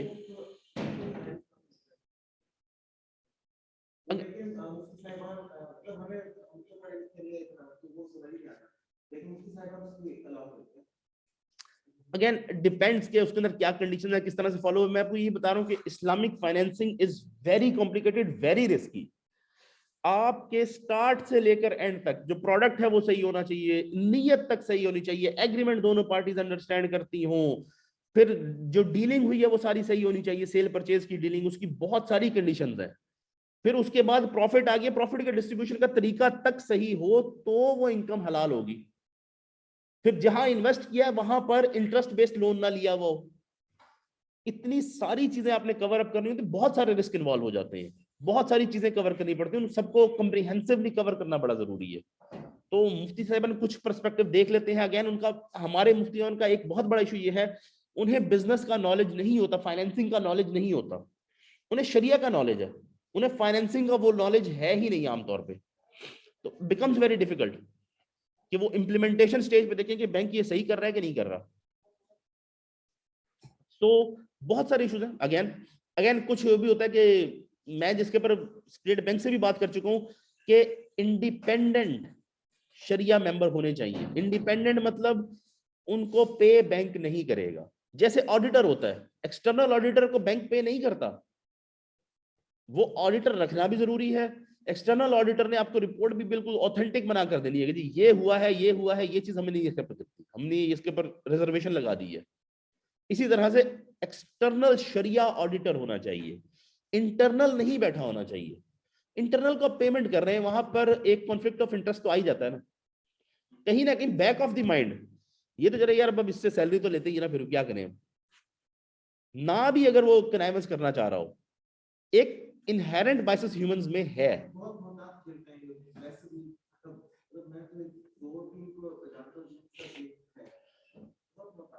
कोशिश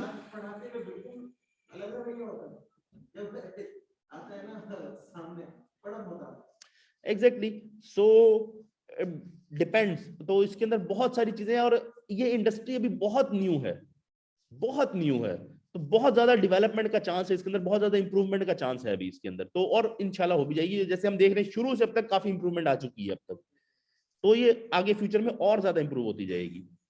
कंपटीशन इसको सीधा करता जाएगा चीजों को।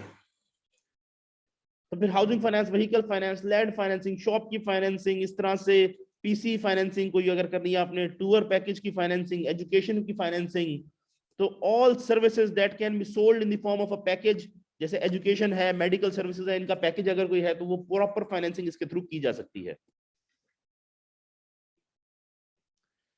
लास्टली बाय मॉड्यूल, और बाय मॉड्यूल is the Arabic acronym of a sale on deferred payment basis. तो ये जो हम बेसिकली मॉड्यूल की बेसिस के ऊपर हम कर रहे थे कि हम बैंक में यूजुअली मॉड्यूल ही हो रही होगी, मुराबा मॉड्यूल ही हो रहा होगा, बिकॉज आपने अगर इंस्टेंट पेमेंट करें तो आप बैंक से थोड़ी फाइनेंसिंग करवाएंगे, आप फिर खुद ही जाकर मार्केट से परचेज कर लेंगे। तो डेफर्ड पेमेंट होती है module. The deferred payment becomes a loan payable by the buyer in a lump sum और instalments as agreed between the two parties. In buy module, all these items can be sold on deferred payment basis, which come under the definition of capital, where quality does not make a difference, but the intrinsic value does. Those assets do not come under the definition of capital, where quality can be compensated for by the price, and Sharia scholars have an ijma consensus that demanding a high price in deferred payment is such a case is permissible. ठीक है, क्योंकि वो quality का फर्क आ जाता है, वहां पर आप डेफर्ड पेमेंट के अंदर हाई प्राइस का डिफरेंस ला सकते हैं। कंडीशंस फॉर बाय मॉड्यूल, द कंडीशंस फॉर बाय मॉड्यूल the price to be paid must be agreed and fixed at the time of the deal. ठीक है कि ये, क्योंकि हमें ऊपर ये बात ऑलरेडी डिस्कस कर चुके हैं कि क्वालिटी की बेसिस के ऊपर उसकी वैल्यू डिटरमिन और उसकी वैल्यू इंट्रिंसिक होनी चाहिए, ठीक है, इसीलिए यहाँ क्वालिटी का मामला नहीं आ रहा. The price of the paid must be determined और fixed at the time of the deal, जब डील हुई है तब प्राइस तय हो जाएगी, फ्लक्चुएट नहीं करेगी. It may include any amount of profit without any columns from Riba, के इसके अंदर कोई रिबा इन्वॉल्व नहीं होता. अगर आपने कोई भी प्राइस, लेट्स सपोज के जी आज परचेज करोगे तो जी 1000 रुपए की है, एक साल बाद पेमेंट करोगे तो 1500 की होगी, तो इसमें रिबा इन्वॉल्व नहीं होगा. प्राइस अगर तय हो गई है, अब ये प्राइस चेंज नहीं होनी चाहिए कि साल से ऊपर हो गया है, साल से कम में पेमेंट करो तो प्राइस चेंज हो जाए, ये चेंज नहीं होनी चाहिए. तो ये रिबा में नहीं जाती, ये रिबा में इंक्लूड नहीं होती. कंप्लीट और total possession of the subject is in question must be given to the buyer while the deferred price is to be treated as a debt against the buyer. ठीक है कि चीज अभी डिलीवर कर दी जाएगी और उसकी जो प्राइस है वो डेफर हुई है, वो डेट के तौर पर ट्रीट की जाएगी. Once the price is fixed, it cannot be decreased in case of early payment, nor can it be increased in case of default. In order to secure the payment of price, the seller may ask the buyer to furnish a security either in the form of a mortgage or in the form of a tangible item.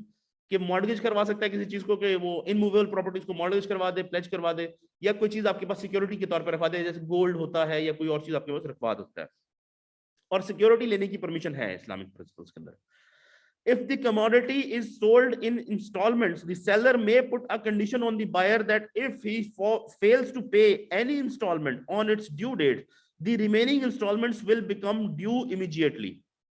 ठीक है, installments में cell किया है तो seller ये condition लगा सकता है कि अगर वो कोई भी इंस्टॉलमेंट पे करता है ड्यू डेट से बाद, ये उसको डिले करता है, तो जो बाकी इंस्टॉलमेंट्स हैं वो ड्यू हो जाएंगी इमीडिएटली. तो ये कंडीशन वो कंडीशन कॉन्ट्रैक्ट में लगा सकता है कि अगर वो एक को डिले करेगा तो बाकी ड्यू हो जाएंगी इमीडिएटली. अब आगे अकाउंटिंग ट्रीटमेंट है मुराबा ट्रांजैक्शन के अंदर. मैं बहुत ज्यादा फोकस नहीं करूंगा कि किस तरह से अकाउंटिंग की उसकी ट्रीटमेंट होनी है, because it's not much related to you. मैं एक बार इसको डिस्कस कर जाता हूं. Since Murabaha is a sale transaction and not a loan transaction, the accounting treatment of Murabaha must also be different from a loan transaction. The following are the major points which should be considered while devising the accounting treatment of Murabaha transaction. Profit recognition. In a loan transaction, interest income is accrued and recognized by the banks from the date of loan disbursement. But in case of Murabaha transaction, the income can be recognized by the bank only after the asset has been sold to the customer, even though the bank has not has made an advance payment to the supplier or to the agent.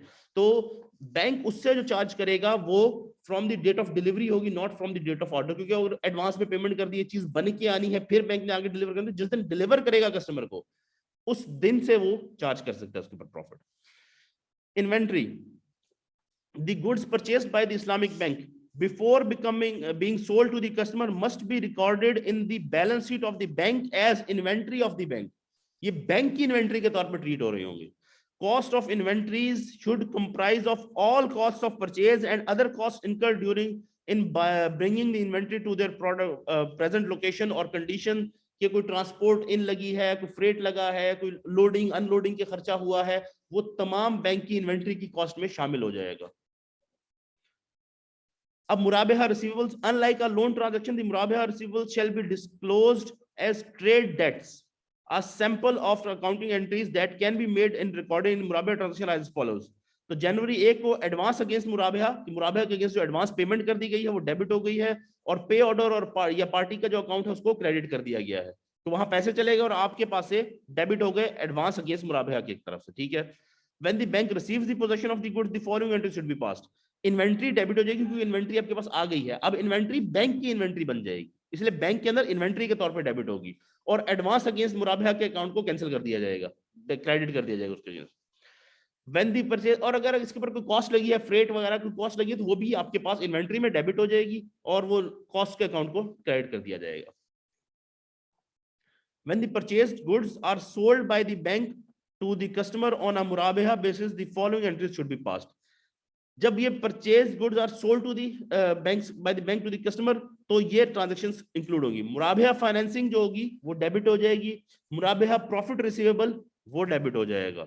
और credit होगी inventory, क्योंकि inventory पहले debit हुई थी, अब वो inventory credit हो जाएगी। और डेफर्ड मुराबेहा इनकम जो है वो भी क्रेडिट हो जाएगी, क्योंकि ये इनकम अभी आई नहीं है, ये भी आनी है, तो उसके अगेंस्ट मुराबेहा प्रॉफिट रिसीवेबल ऐड किया गया है। If the bank has sold the goods on a 12 months deferred period, then at the end of each month, the bank may recognize 1/12 of the income as income of Murabeha financing. At this stage, the following entry should be passed. क्योंकि अब 12 महीने की है और 1 महीने के बाद वो एंट्री पास कर सकता है कि 1 महीना गुजर गया है, तो ये इनकम मेरी अर्न हो चुकी है एज कंपेयर टू कि ये इनकम अभी मेरी डेफर्ड है। ठीक है, तो वो क्या करेगा, डेफर्ड मुराबेहा इनकम को डेबिट कर देगा और इनकम और मुराबेहा फाइनेंसिंग को क्रेडिट कर देगा, लेकिन सिर्फ किस अमाउंट से, 1/12 अमाउंट से, क्योंकि अभी तक सिर्फ 1 महीना गुजरा है 12 में से।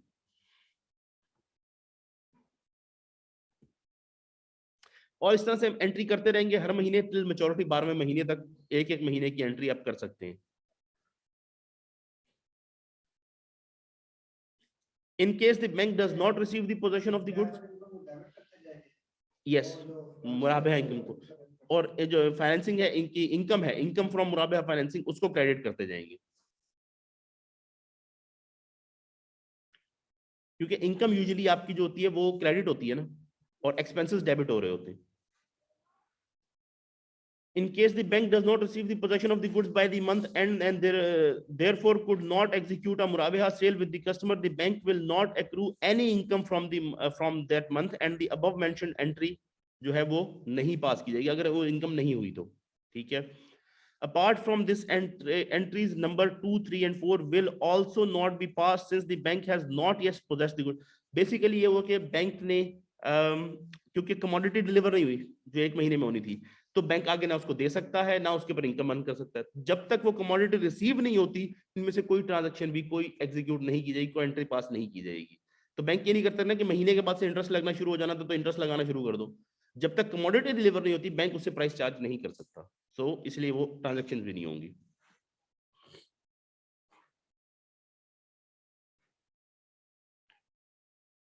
If the bank receives the goods in the next month, then the entries from 1 to 3 are mentioned above will be passed at the month end. The accrual for the 2 months would be booked by the bank as per entry number 4. कि 2 month का जो accrual था वो entry number 4 के through accrue हो जाएगा। Since the bank did not book income for the preceding month, क्योंकि पिछले महीने को वो ignore करेगा जो एक delay हो गया उनका। On maturity of the Murabeha transaction, that is at time of receiving the final payment, the following entry will be passed. जब पूरी पेमेंट उसको रिसीव हो जाएगी और मुराबेहा ट्रांजैक्शन मैच्योर होकर एग्जीक्यूट हो जाएगी, खत्म हो जाएगी, तो उसको पेमेंट मिल गई पार्टी से, तो ठीक है, पार्टी बैंक अकाउंट को क्रेडिट कर दिया जाएगा और मुराबेहा फाइनेंसिंग को और जो मुराबेहा प्रॉफिट रिसीवेबल है उसको क्रेडिट कर दिया जाएगा, तो वो आपके पास पैसे रिसीव हो गए हैं।